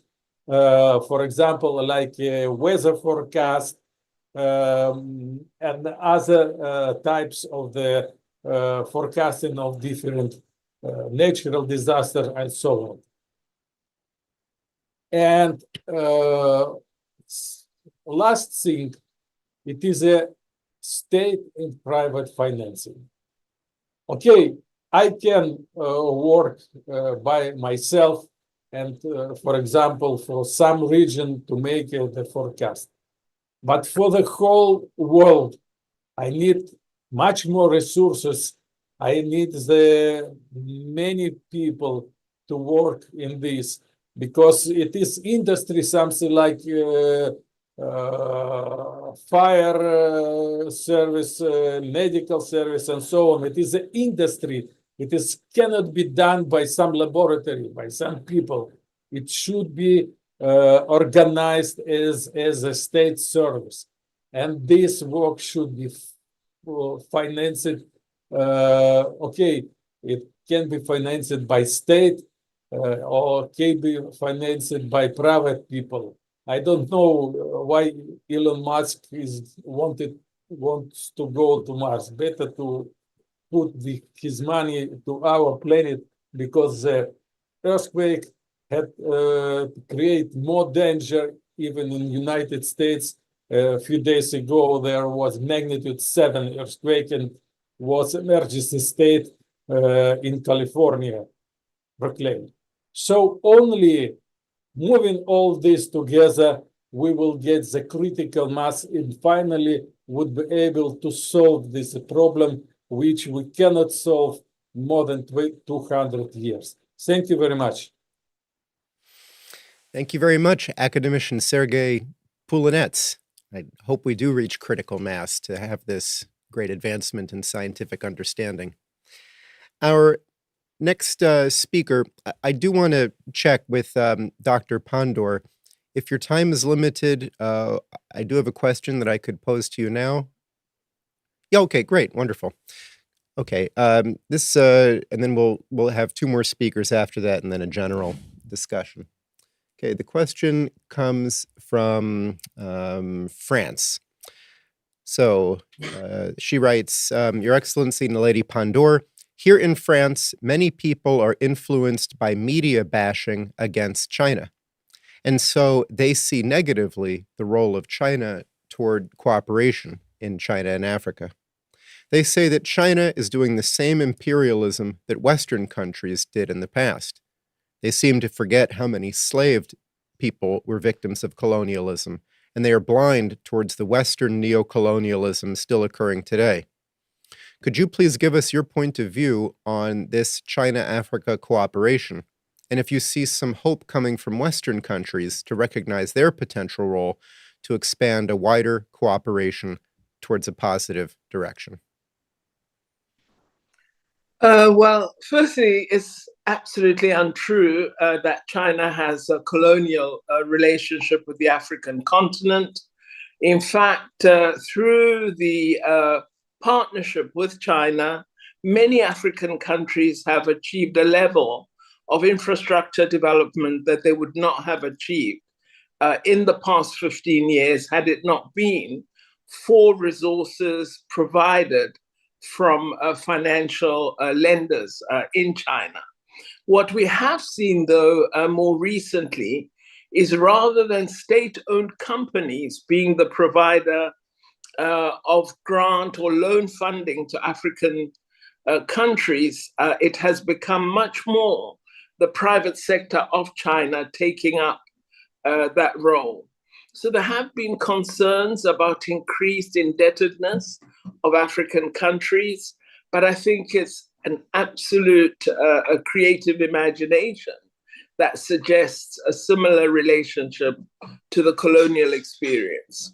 The roads that we see in several African countries, the development of railways, the building of bridges, the enhancement of port infrastructure are very different from the trade character of African countries under colonialism. In the context of the G20, there is now much closer discussion about how the more developed countries, which include China as a G20 member, could collaborate more effectively in enhancing support to African countries. And I think that's a very positive development. Nonetheless, China remains as a significant trading partner for the African continent, both in terms of exports from Africa, which are largely commodities, but also imports from the African country, from China into Africa. The change to the private sector has seen the establishment of local business plants in the African continent, and so adding some productive capacity, which has for many decades been a desire of Africa. So I think it remains a positive relationship. The issue of funding, and particularly the growth in private sector debt, is an area that many countries' governments are now having to pay close attention to. But it is very, very different from the underdevelopment that we saw in the imperial and colonial periods. Thank you. Thank you very much. So we will now turn to our last two speakers and then open up for a general discussion period. The topics of these two speakers are energy policy and space cooperation. So our next speaker, engineer Jürgen Schöttle, has 4 decades of experience in power plant construction. His native Germany is currently seeing its industrial potential destroyed by high energy prices brought about by the destruction of the Nord Stream pipeline and also by the so-called green energy policies that country is pursuing. Mr. Schöttle has given much thought to energy economics and policy, and we look forward to benefiting from his insights. Mr. Schöttle, you have the floor. Die deutsche Energiepolitik ist gescheitert. German energy policy has failed. Constantly rising energy prices and high subsidies for renewable energies characterize German energy policy. The average household electricity price at the beginning of 2024 was 42 cents per kilowatt hour. The feed-in tariffs for renewables are financed by taxes at 20 billion euros. The redispatch costs amount to 4 billion euros, and billions more are subsidized for the construction and operation of biogas, solar and wind plants. This is the result of misguided green energy policy, which is also supported by a large part of the population, who have been persuaded by decades of advertising with the slogan, "Germany must save the climate," "Wind and sun don't sell a bill," and that nuclear energy is devil's work, and there are no final repositories for radioactive waste in the world. These are the statements of politicians and the media to this day, with a grandiose promise that the price of electricity will steadily decrease with the further expansion of solar and wind energy. But now the statements are changing. The Federal Court of Auditors warns the following in its last 80-page report. Quote, "The federal government must react immediately to ensure a secure, affordable and environmentally friendly electricity supply." At the beginning of 2024, the president of the Federal Network Agency stated, quote, "The sun doesn't send a bill, but grid expansion does." He hadn't realized that so clearly in the past either. Quote end. In recent weeks, there have been increasing reports in the media from business leaders that electricity generation costs in Germany are unaffordable. They say that costs will continue to rise in the future due to the extreme costs of expanding the grid by 400 billion euros and the unusable surplus electricity on sunny and windy days. In the summer months of 2024, negative electricity prices were recorded on the electricity exchange on many days, despite the massive shutdown of wind turbines. However, this is only half of the story. At the moment, the only things being discussed are electricity generation and grid costs, but not security of supply. Today, security of supply is mainly ensured by old, written-off coal-fired power plants that can generate electricity for 4 to 6 cents per kilowatt hour.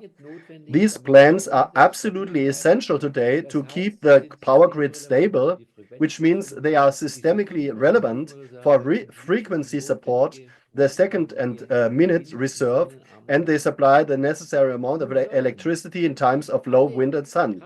Now, all power plants are to be CO2 free in the future, which means that the conversion from coal and natural gas to hydrogen is planned by law and politics from 2030 onwards.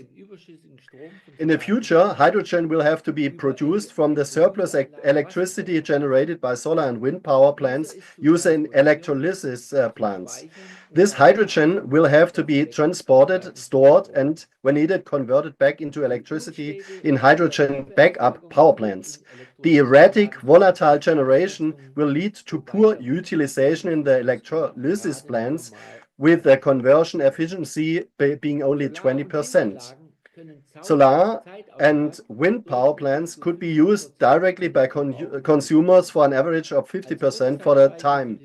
Batteries with modern inverters are needed as short-term storage for frequency support and for providing the second and minute reserves. In the event of larger load jumps, the hydrogen backup power plants must be started, which then take over the security of supply. The investment costs for solar, wind, battery, and electrolysis plants and hydrogen backup power plants amount to approximately 5,000 billion euro for a German final energy demand of 2,500 terawatt hours per year. Some studies estimate the cost to be twice as high. Without tax subsidies, electricity generation costs will rise to 38 cents per kilowatt hour, which, given the current cost structure, would mean a household electricity price of 88 cents per kilowatt hour. The statement of the Federal Court of Auditors is absolutely correct when it warns, quote, security of supply is at risk, electricity is expensive, and the German government cannot comprehensively assess the impact of the energy transition on landscape, nature, and the environment, quote end. Deindustrialization and the decline in prosperity are already clearly noticeable and will continue inexorably. The German energy transition is not financially viable, it will fail. A turnaround in the energy transition is imperative. Thank you very much, Engineer Schöttle. Our last speaker is Brian Harvey from Ireland. He is a space historian. The area of space exploration and development offers a unique potential to focus scientific, engineering, and cultural cooperation for the common aims of mankind. Brian Harvey has written about cooperation in space since the 1970s. He is a fellow of the British Interplanetary Society, which was founded back in 1933. He joins us today to discuss space cooperation in uncertain times. Mr. Harvey, the floor is yours. Hi, hello. My name is Brian Harvey. I'm in Dublin in Ireland. I'm the author of a forthcoming book, Space Alliances, though not due for several years. And I'm going to speak about space cooperation in uncertain times. Space cooperation in space science, as we know, goes back to the International Geophysical Year of 1957 to 8. It was proposed even further back in 1950 against the background of the start of the Cold War, the Korean War, which was a hot war, and a hot war also in a lot of the global south. It was originally to be called the Third Polar Year, but it became much wider than that. There were two specific focus areas, the Arctic and especially the Antarctic, and space exploration. Its overall purpose was to rebuild post-war science, and it was hugely successful stories. It's one of the great success stories. No less than 67 countries participated. 60,000 scientists were involved, and it became most famous for the first satellite launchings during the year Sputnik Explorer and Vanguard. But there were many aspects of it that may have been overlooked. First of all, it was trying to set down the model of science being above and apart from politics. It was attempting to build bridges between and to Cold War adversaries. For example, it brought in the USSR, you see a picture there of the Academy of Sciences in 1950, and the PRC, the People's Republic of China. It involved, and again this can be overlooked, the Global South. It established the free flow of scientists and scientific information around the world. And those databases are still being maintained today. It had a system of popular educational outreach. There was a lot of enthusiasm globally for space cooperation at that time. Following the discovery of the radiation belts around the Earth, the two scientists involved, the Russian Sergey Vernov and the American Van Allen, made lecture tours in the other countries. Vernov went to the United States, Van Allen toured the Soviet Union with his talks. Antarctica was a particularly relevant part of the IGY story. Before the year started, the view of the United States and its allies was to keep the USSR and the People's Republic out of the Antarctic, not let them there at all. But once the International Geophysical Year started in 1957, this was a quite untenable position. The global opinion was against that. So in 1958, President Eisenhower changed view completely 180 degrees and in a counterintuitive view invited the USSR to be part of the exploration of Antarctica and that it should be demilitarized. That was the magic formula that worked. And in 1959 was signed the Antarctic Treaty, which said that the Antarctic should be a place for peaceful scientific purposes only, no military presence, no extraction or mining, and it is one of the least known, but probably the greatest international treaty success stories, and you see it being signed there. And many countries began to cooperate in space research in the years that followed the IGY. First, the United States made an offer to launch satellites, mainly for Europe, and that began a path of European-American cooperation from 1959 from Space Lab, post-Apollo, onto the present-day International Space Station.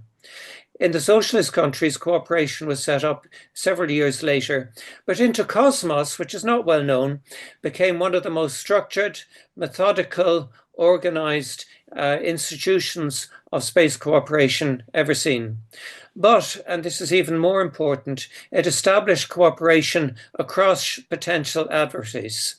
The first was the projected American-Russian joint moon mission put forward by President Kennedy in 1963, but that did not come to fruition.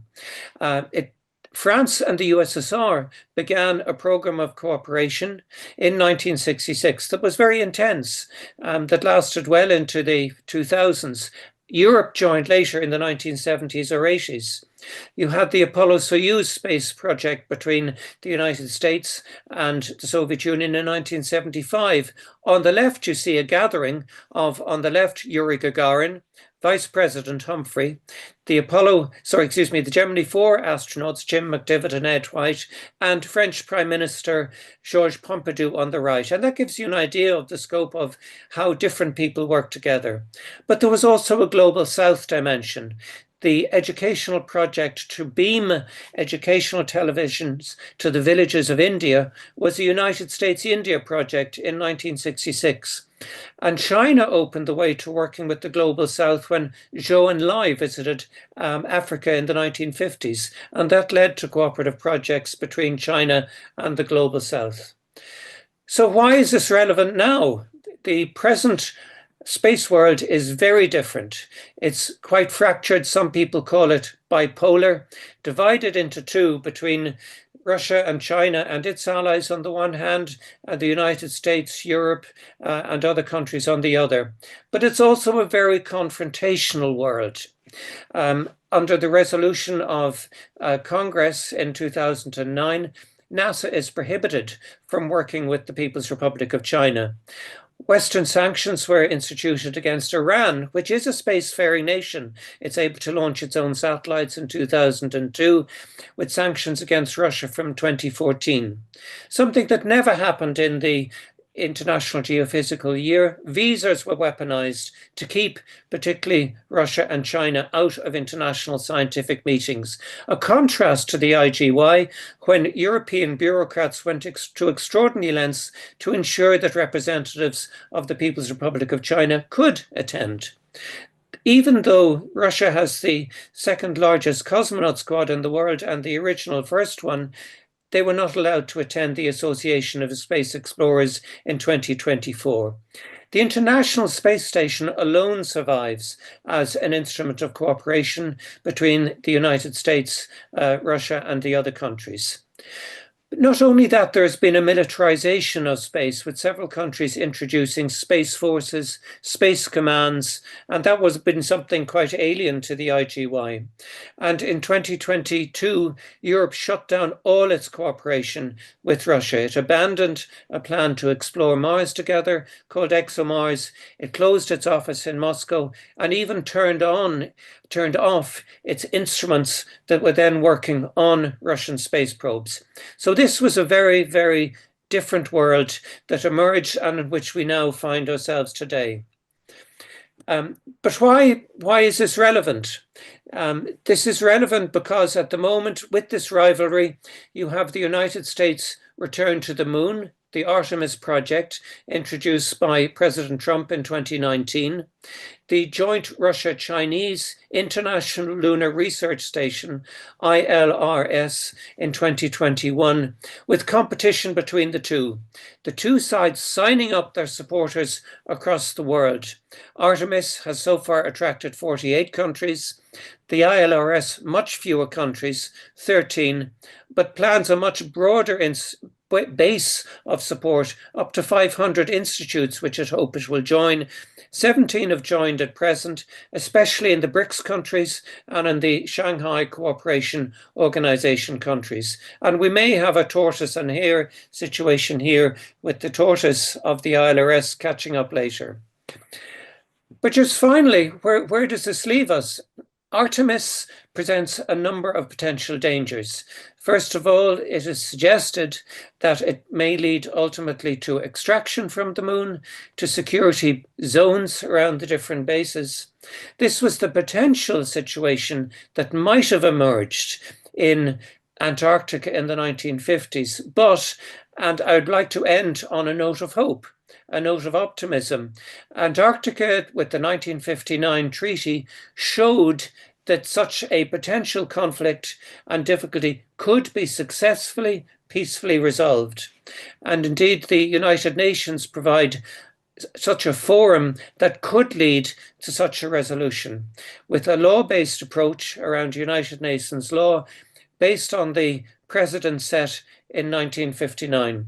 So that, I think, is the hope to which many people turn, that the current bipolar, very fractured world could lead to a better solution of the type that was outlined in the late 1950s, a long time ago, but a treaty that is still in force and still valid today.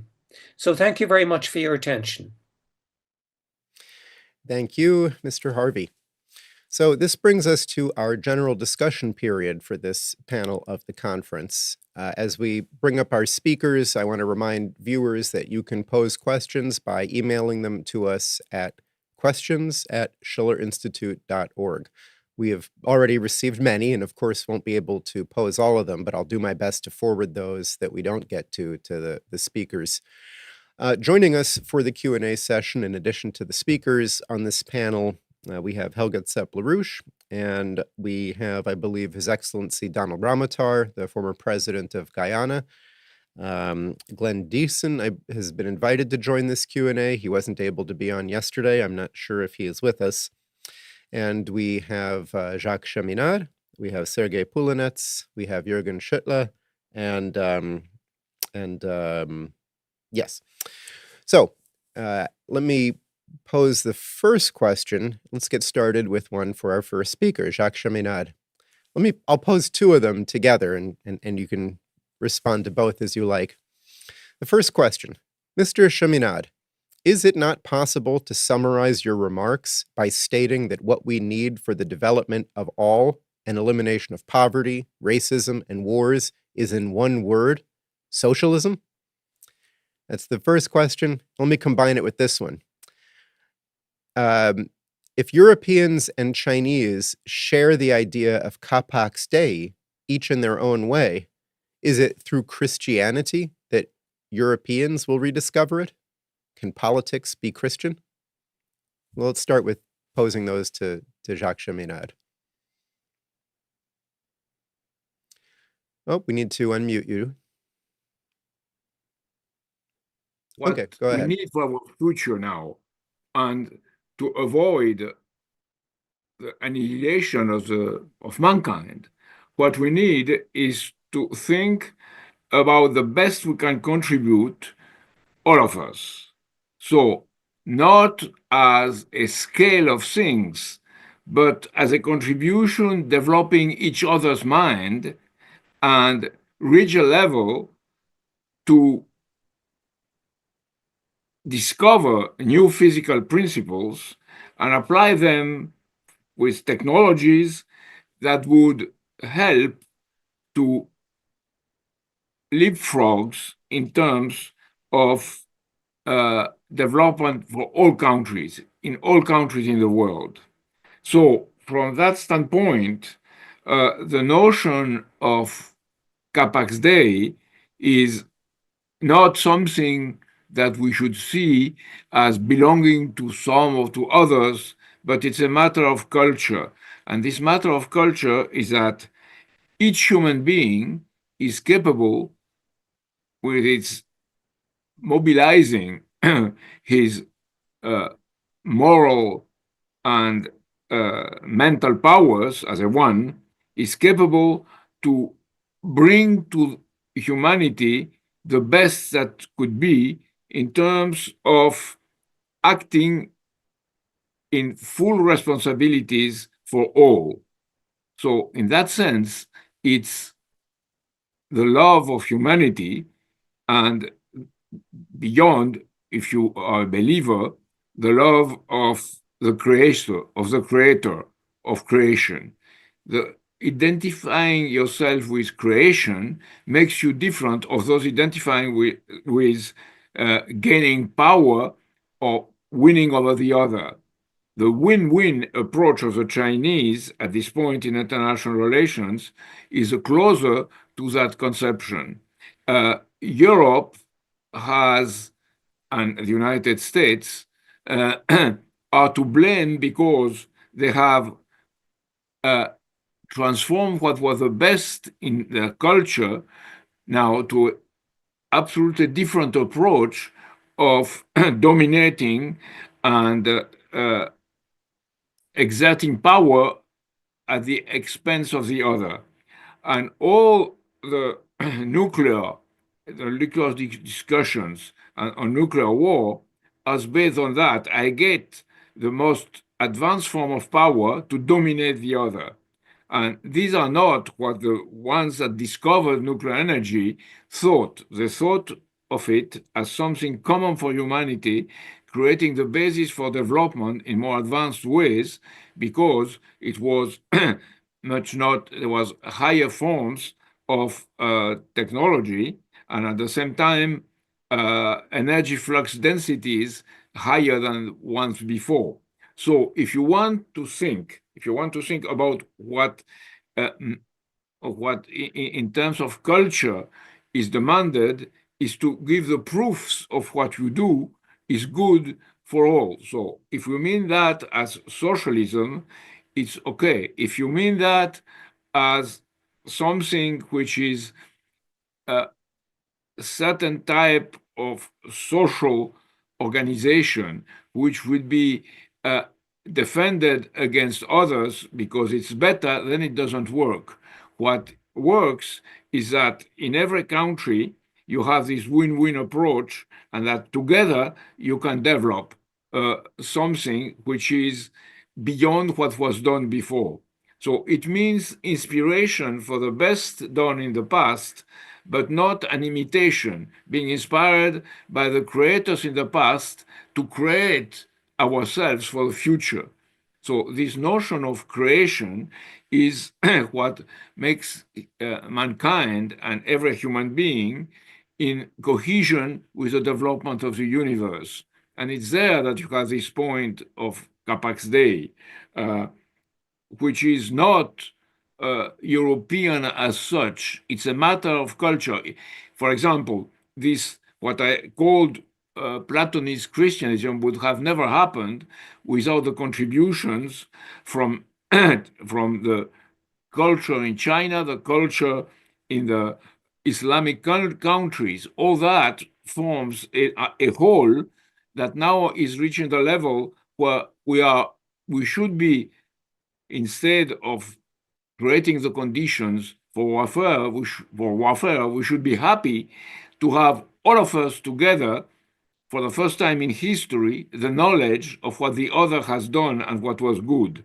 So we have that potential, and the United Nations represented that potential as, as also the Bandung spirit and the non-aligned countries. So if it's that type of orientation that it's needed, if we want to, it should be at the same time personal, national, and for mankind. And this is type of things that should foster in human beings at this moment of extreme danger.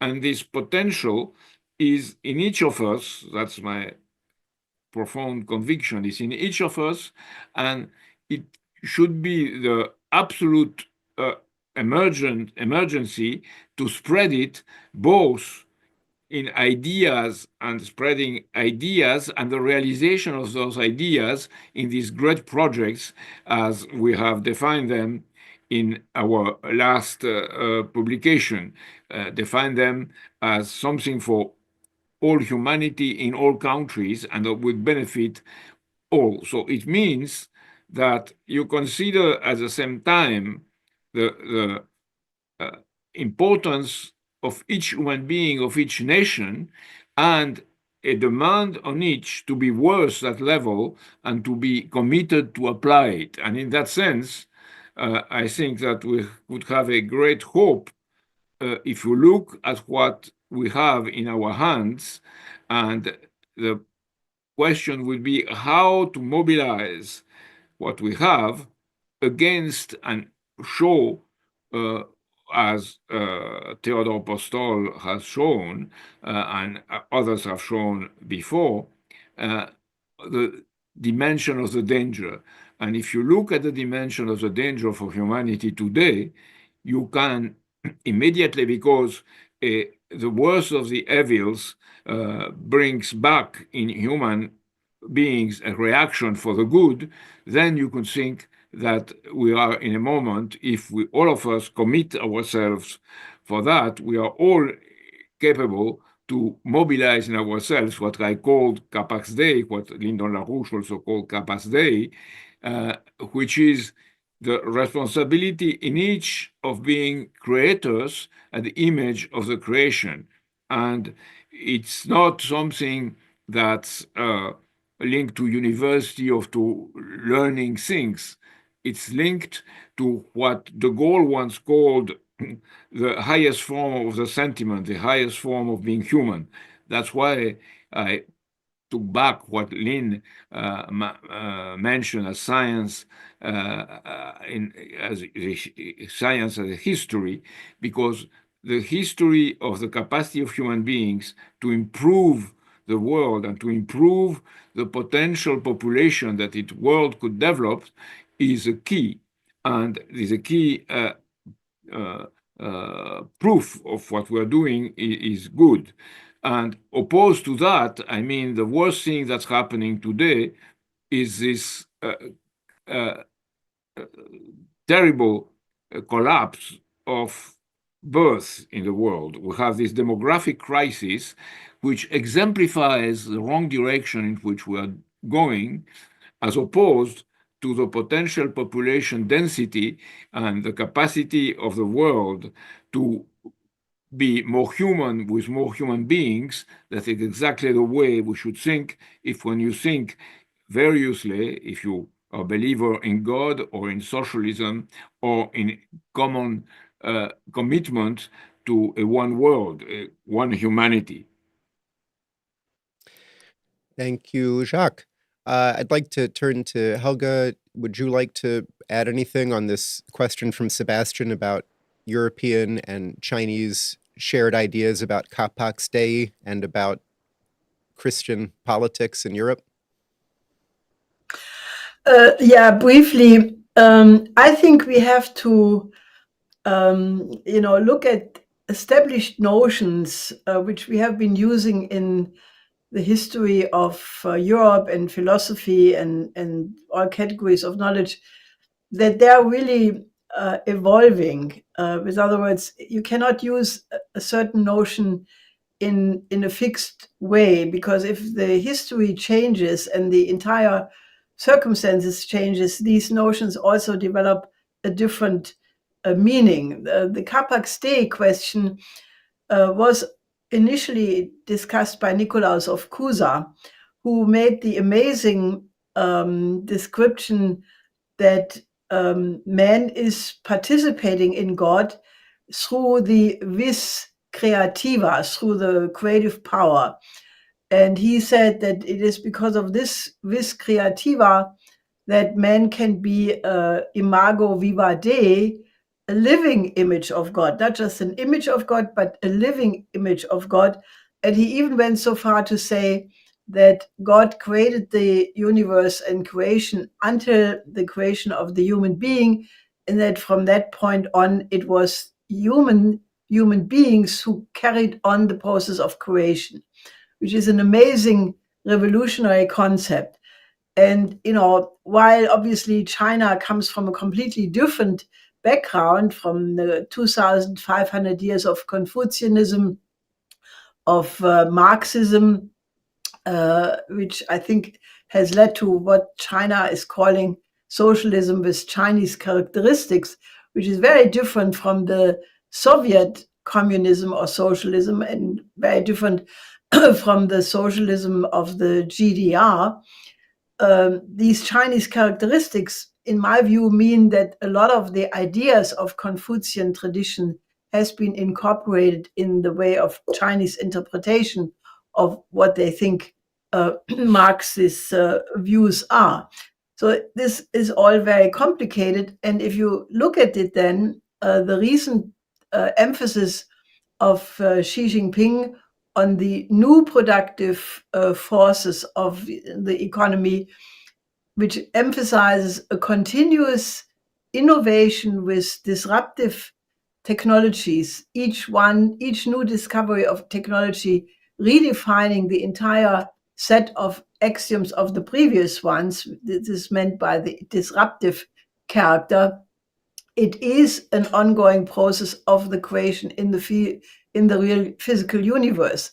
So while, Nicolaus of Cusa in the 15th century for sure uses a different terminology than the 21st century Chinese, nevertheless, they point to a similar principle, namely that continuous scientific and technological discovery are part of the creation and are necessary.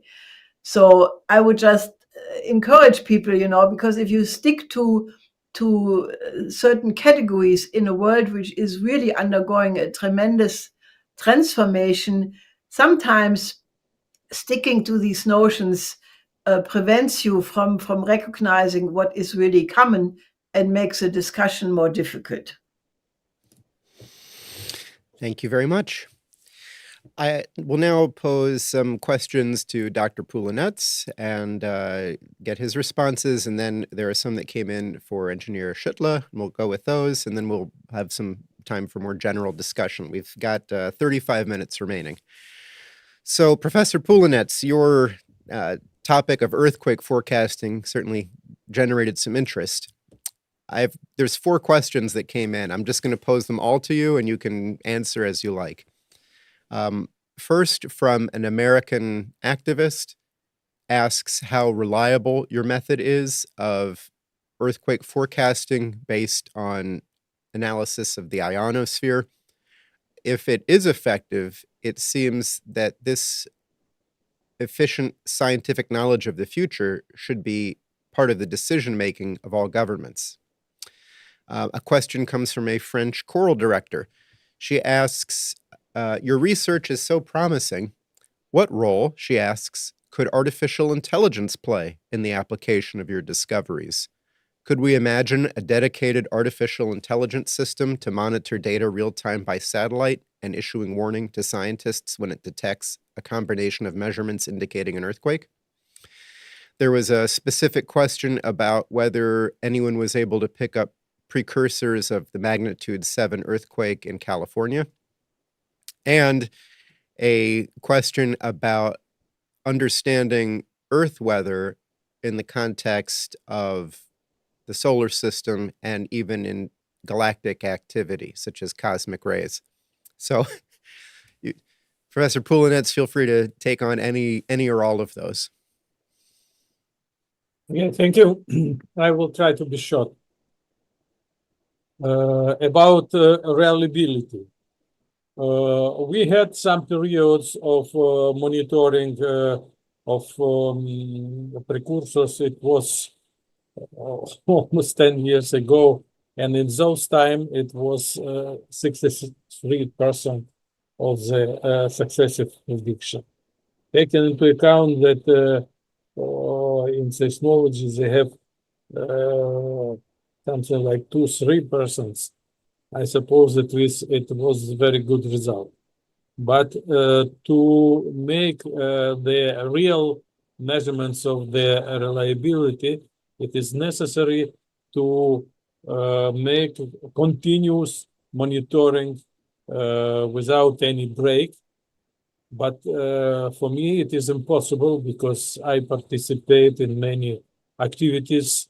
We launched on the 5th of December, and it is a response to the California earthquake. And now I completely work with the new data which we receive from these satellites. I don't have now time to look at the earthquake precursors. That's why I cannot say, because I did not analyze the data, have I seen the precursors of California earthquake or not? This is one more argument that should be special institution which takes responsibility for the active monitoring in real time. Until this, we could not say and make answer on the reliability and to catch all the events all over the world. The second question in artificial intelligence, we already used this, and we have a publication where we use at least machine learning for automatic detection of the precursors. And of course, we will introduce more and more methods, including the artificial intelligence. But this is a problem of human resources because it is difficult to find the postgraduate students and so on to work with this. This again, the problem that I do not have any financing on this studies, so I cannot invite young people to work with me. And about space weather, what to say? We just launched 2 satellites, Ionosphere M, which are devoted to the problem of the monitoring of space weather monitoring. And 2 more satellites will be launched probably in April, May next year. So we will have constellation from the 4 satellites for this purpose. So can you repeat what was a specific question in this about the space weather? Yes, let me read that again. So at the same time that we are experiencing some extreme weather conditions on Earth, there is also unusual and abnormal solar activity, says the questioner. Often enough, when scientists are asked about these events and whether they have a possible effect on weather, they say that they're too far away to affect the weather on Earth. The denial might be based on wishing not to have any other causes besides human impact on the climate. And yet the reality of cosmic rays coming into the biosphere has been known at least since the work of Vernadsky. What do we know about the effect of increased solar or other galactic activity on the conditions of Earth's weather? Okay. I would say that we do not have increase of the solar activity on the weather conditions. We have the periodic changes of the solar activity. Now we are in the maximum of the 11 years cycle of the solar activity, and next year will be the peak of this activity, and it is quite natural to have more geomagnetic storms, more strong events, but 5 years later it will decay to the less conditions of the solar activity, less geomagnetic storms, and so on. So there is no specific something that changed and so on. From the other side, we should keep in mind that our planet is developing. The sun is developing. We know that after some milliards or billions of years, the sun will die in our planet with this. So we should keep in mind that this is not something like is forever. And with the time, there will be change in the solar activity, because from the hydrogen thermonuclear cycle, it will change to the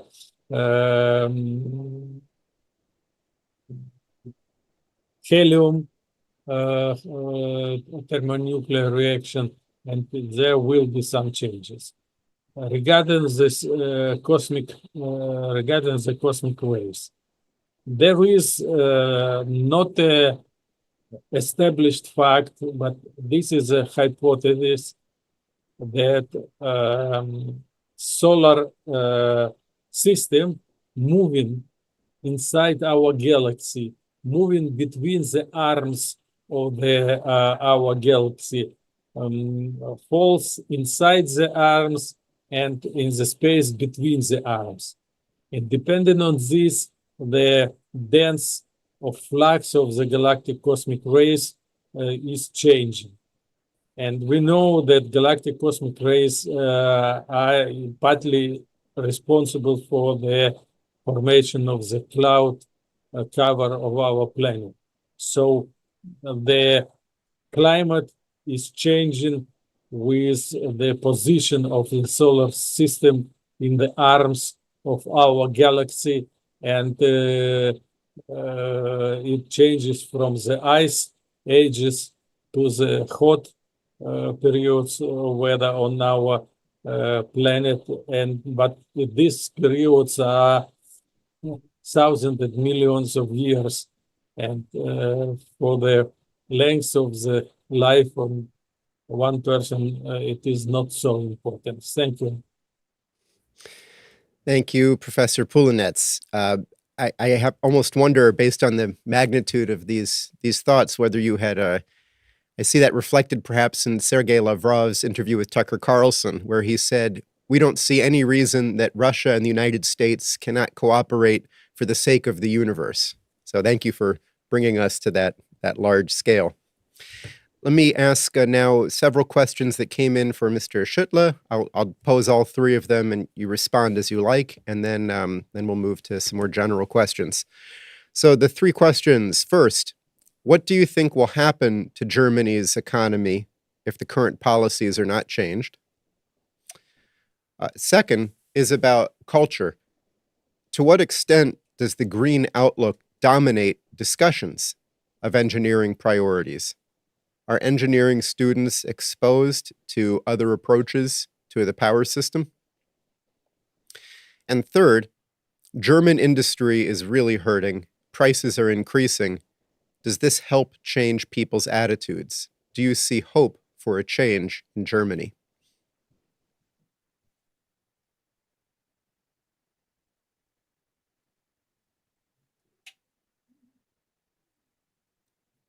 Oh, Mr. Schöttle, you were muted. We can't hear you.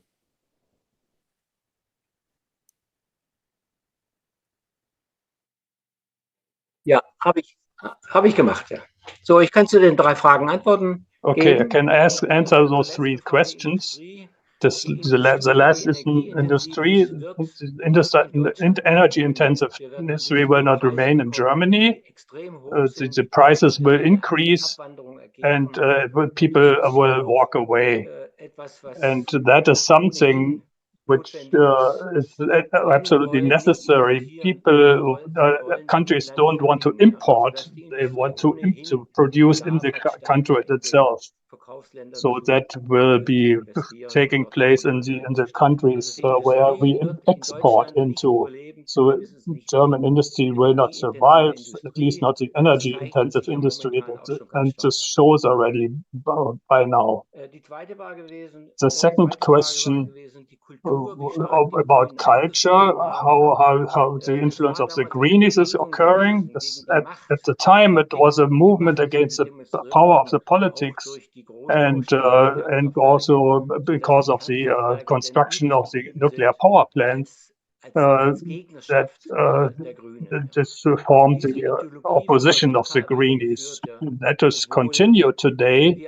Although when we have a CO2-free economy, that is only possible with wind and solar, and with batteries and H2, which is technically possible but financially impossible.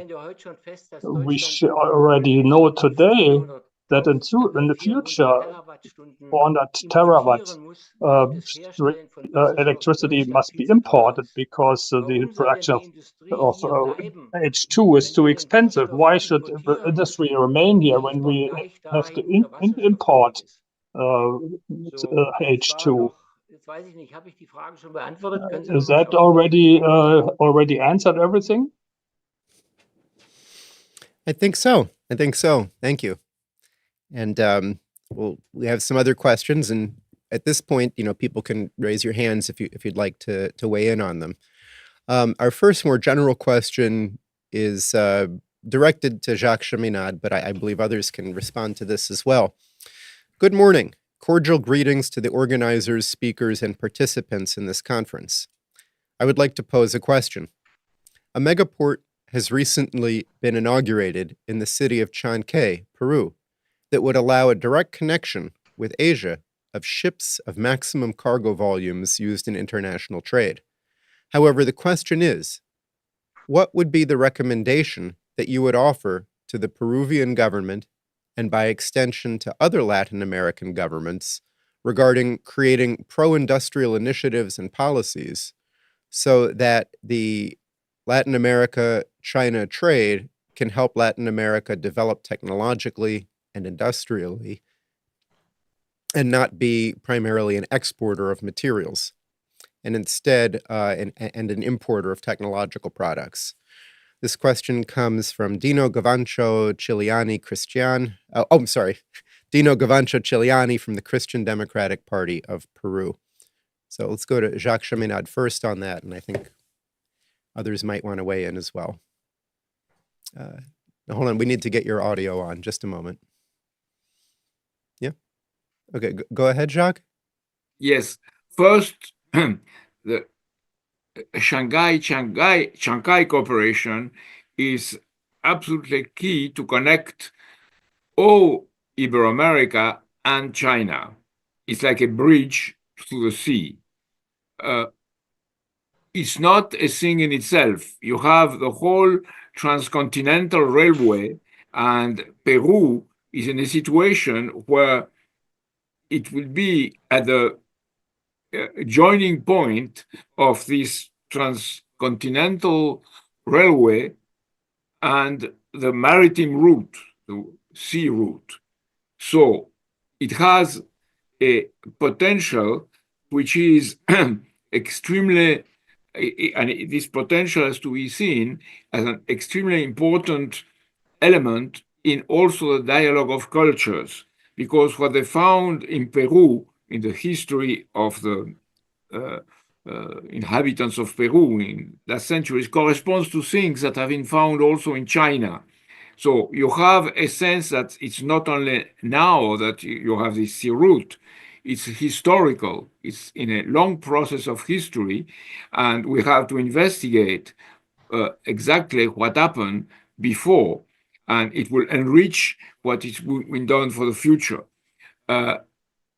Peru, from that standpoint, is in a place in the continent where you have on the other side Chile, Argentina, on the east Brazil, and then the whole north part. So Peru is like a hub for the development of all this portion of Iberoamerica. And I think that Shanghai is a deep sea port, and it's one of the few places in the Pacific coast of Iberoamerica, of Latin America, that has this requirement. So Peru has both, in that sense, a responsibility, and the Peruvians have a responsibility for something which is much more than the national interest of Peru. It's mankind's interest that's represented in the Shanghai port. Also, you have to see the reactions of our enemies have all been attacking that, because they know that if this develops, it will be something that would completely change the perspective of politics for all Iberoamerica and Latin America as a whole. So I would say that you have a great responsibility as Peruvians, and it's for us moving because we expect a lot from this development. Thank you, Jacques. Helga, is this a question that you would like to address as well? Yeah, very briefly. I think, Sergey Pulinets mentioned that the sun will die in a couple of billion of years. And I think it's useful because your average politician who's just concerned about the re-election after 4 or 5 or whatever years doesn't think about the long arc of development. And I think the port of Shanghai is just a moment in such a longer arc. I try to be extremely brief, but if you think that many, many million years ago, life developed from the oceans through photosynthesis to then, develop organisms with higher metabolisms on the land, and eventually man appeared, and man started to develop infrastructure first from the oceans and the rivers, then more inward. Eventually, with the railway, it became really a land conquering infrastructure. And in a certain sense, there will come the point very soon when all of the continents will be opened up by infrastructure. We have written about that in our 2014 report. The new Silk Road becomes the world land bridge, which has this idea of eventually infrastructure opening up all continents and connecting them through tunnels and bridges. And that is not the end of it, but then the next development of infrastructure will be that of closed space, including building a moon village and using the moon as a starting point for further excursions in the nearby universe. So I think it's useful to look at this long arc of the evolution and the development of mankind. And in that, the Shanghai port is just one extremely important step, but it should be seen in this longer arc. Thank you. What I'm going to do now is many, many questions came in. We're not going to be able to get to all of them, but I'm still going to read a number of them just to give a feel for the kind of thoughts that this is generating in people's minds. And then I'm going to turn to each of the 4 speakers here for their concluding thoughts with the goal of ending on time in 15 minutes. So these are some of the other questions. An Afghan group in France asks, what will the situation in Afghanistan be, given that considering the interests of the great powers of America, China, Russia, Iran, Pakistan, and India, especially after the fall of the Assad regime in Syria? We have a question about how the International Geophysical Year could be used in a more organized way to pull countries and people together.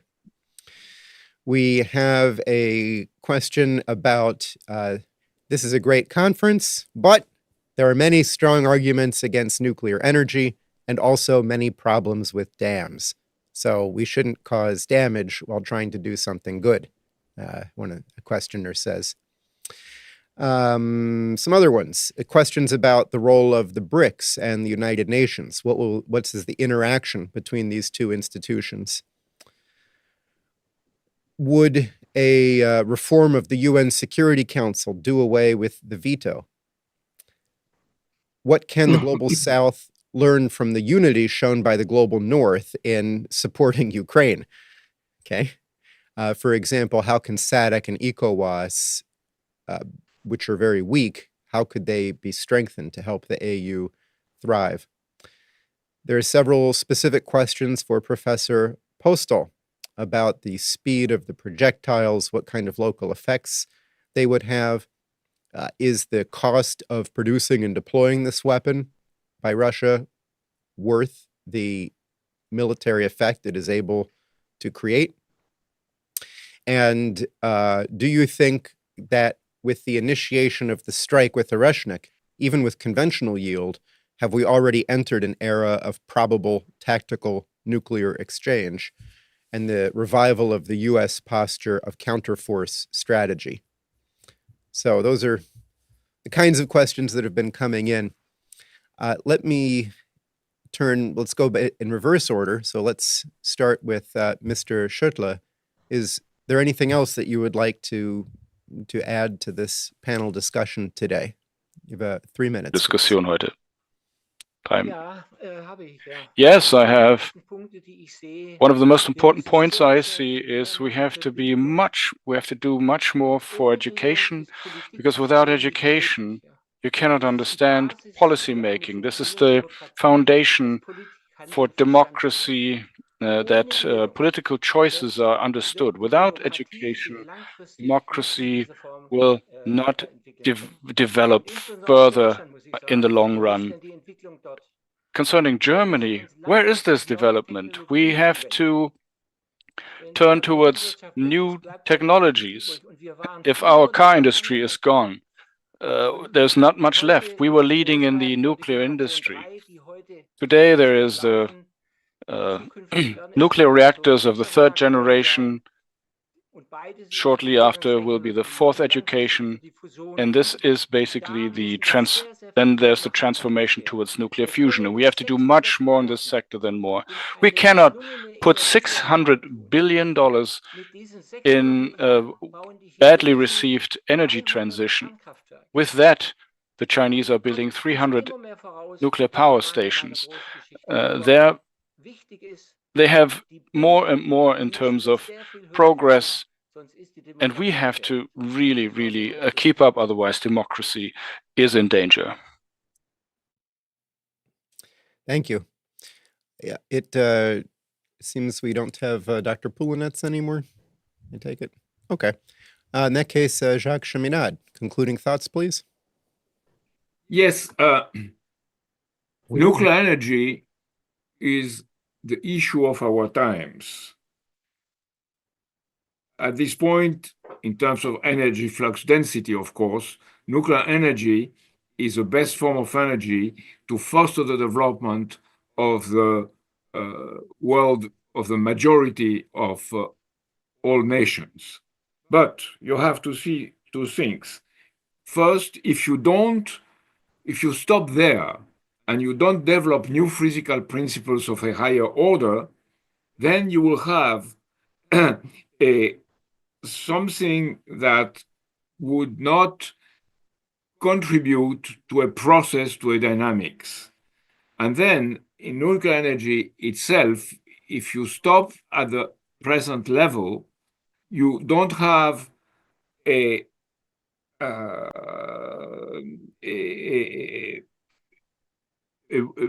motion towards the good provided by that, because if you stop at this juncture, other elements and enemies would take advantage of nuclear energy and use it for military purpose.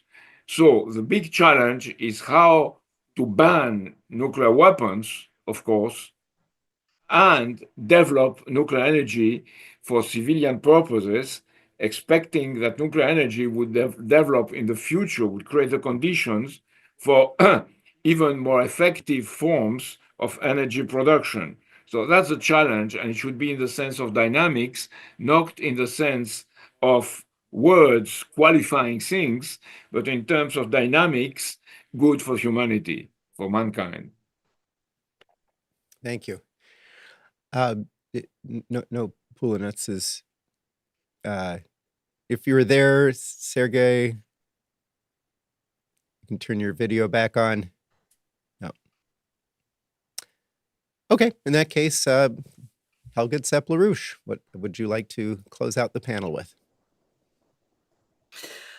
Well, I must say that Germany is in a mortal danger right now because, you know, we are seeing the collapse of the economy in a speed which I think, you know, I can only have the worst kind of expectations for the next period, because with the collapse of the Mittelstand and the productive basis of the German economy, the basis for the financing of the social state also collapses. And we see that already in the form of the closing down of hospitals, not repair of infrastructure, and not investment in other important areas such as education. So I can only see that the situation in Germany will become much more dramatic in the near future and does require a radical rethinking of the sort as we have proposed it with our approach to the migrant crisis, which was the topic of Dennis Small's presentation yesterday. Otherwise, I can only say, you know, when we proposed the productive triangle in 89, this was our answer to the fall of the wall. And, you know, my late husband proposed at that point to take the area of Paris, Berlin, Vienna, which is a territory of the size of Japan, and at that time, more than 30 years ago, was the most productive combination of industrial capacities in the world. And, you know, he proposed to inject technological advances like with the maglev train or the Sanger project for aerospace and similar improvements to make it even more productive, and then develop corridors to Eastern Europe. And then after the Soviet Union collapsed, we extended that into the Eurasian land bridge. Now, if you look at this productive triangle today, it is no more the most advanced area in the world. I was about 2 weeks ago in Guangdong, in Guangzhou, which is part of the Greater Bay Area of China. And that is now the most productive triangle, if you want. It's a number of, I think, 9 or 11 cities, Hong Kong, Shenzhen, Shanghai, Guangzhou, and a couple of others, all many, many million of inhabitants each. And this is where the motor of the world economy is. That is why where most of the patents are being developed, most of the scientific and technological discoveries are being made. And I think if Germany wants to survive, we urgently have to look at what China is doing, especially in this area, and try to catch up, because otherwise we will become a complete sideshow in history.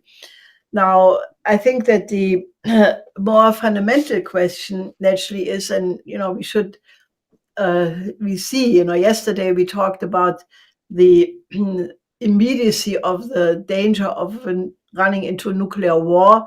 Today we saw with a breathtaking speed the collapse of the Assad government in Syria, and as of now, I think the situation is still quite unclear. The role of Turkey, what is the role of Russia, the United States in all of this? How will this turn out?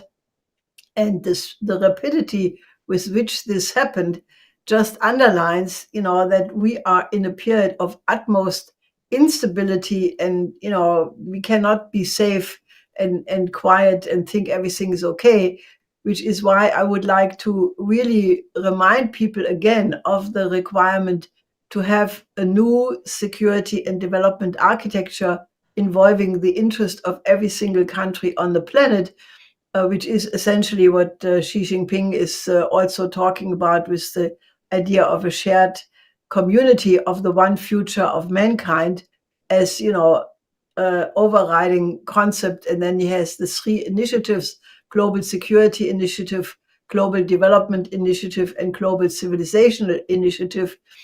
And that is, giving a guideline of what is required to move to such a new security architecture. I also would like to encourage people beyond this conference to keep engaging with us about what such a security architecture should look like. I'm pretty sure that the Schiller Institute will initiate soon a think tank dialogue. I have already requests and interested questions about that from other think tanks, and I think we will very soon have such a conference on what such a new security architecture should look like. And I think that the the notion to reform the United Nations as an absolute irreplaceable element of that, that is why I have devoted the last 3 of my 10 principles to these more fundamental questions, because I think that one of the reasons why the UN did not function, apart from the structures which were given to it in the post-war period, has to do with the fact that it was lacking something which you could call a metaphysical foundation or some philosophical grounding, and the issue of natural law, of a cosmological discussion, sort of anchoring whatever other legislations we are trying to give ourselves, is absolutely crucial. And please look up the 10 principles, especially the last 3 principles. I would invite people to continue to discuss with us. I think this Schiller conference is just one element in an ongoing process of discussion. And I still would hope to get some feedback on my point from yesterday, that, to stop the danger of nuclear war, it is not only necessary to go back to some kind of arms control regime, but if there should not be an approach of international cooperation, of scientific and technological cooperation to make nuclear weapons technologically obsolete, which I think is something to be thought about, and it has to be thought about in the context of the present level of technologies. So I think these are all extremely important questions. And otherwise, I just would like to ask all of you and invite you. I mean, the fighting for peace at this point is the most important issue, because if we cannot maintain peace, there is nothing. So please join the Schiller Institute and work with us on all of these initiatives. Thank you very much. With that, we will bring this panel to a close. Let me again thank our speakers, 3-time presidential candidate in France, Jacques Cheminade, Her Excellency Naledi Pandor, the former Minister of International Relations and Cooperation of the Republic of South Africa, MIT Professor Emeritus Ted Postol, economist Michele Geraci, member of the Russian Academy of Sciences, Dr. Sergey Pulinets, engineer Jurgen Schöttle, Brian Harvey, space historian. Thank you for your participation, and thank you to everybody who sent in questions. Although, of course, we weren't able to get direct responses to all of them, they will be forwarded to the speakers so they can have a sense of what kind of thoughts people have in their minds. So that'll conclude this panel. The next panel begins in an hour on the topic of the beauty of the cultures of the world, a dialogue among civilizations. See you there.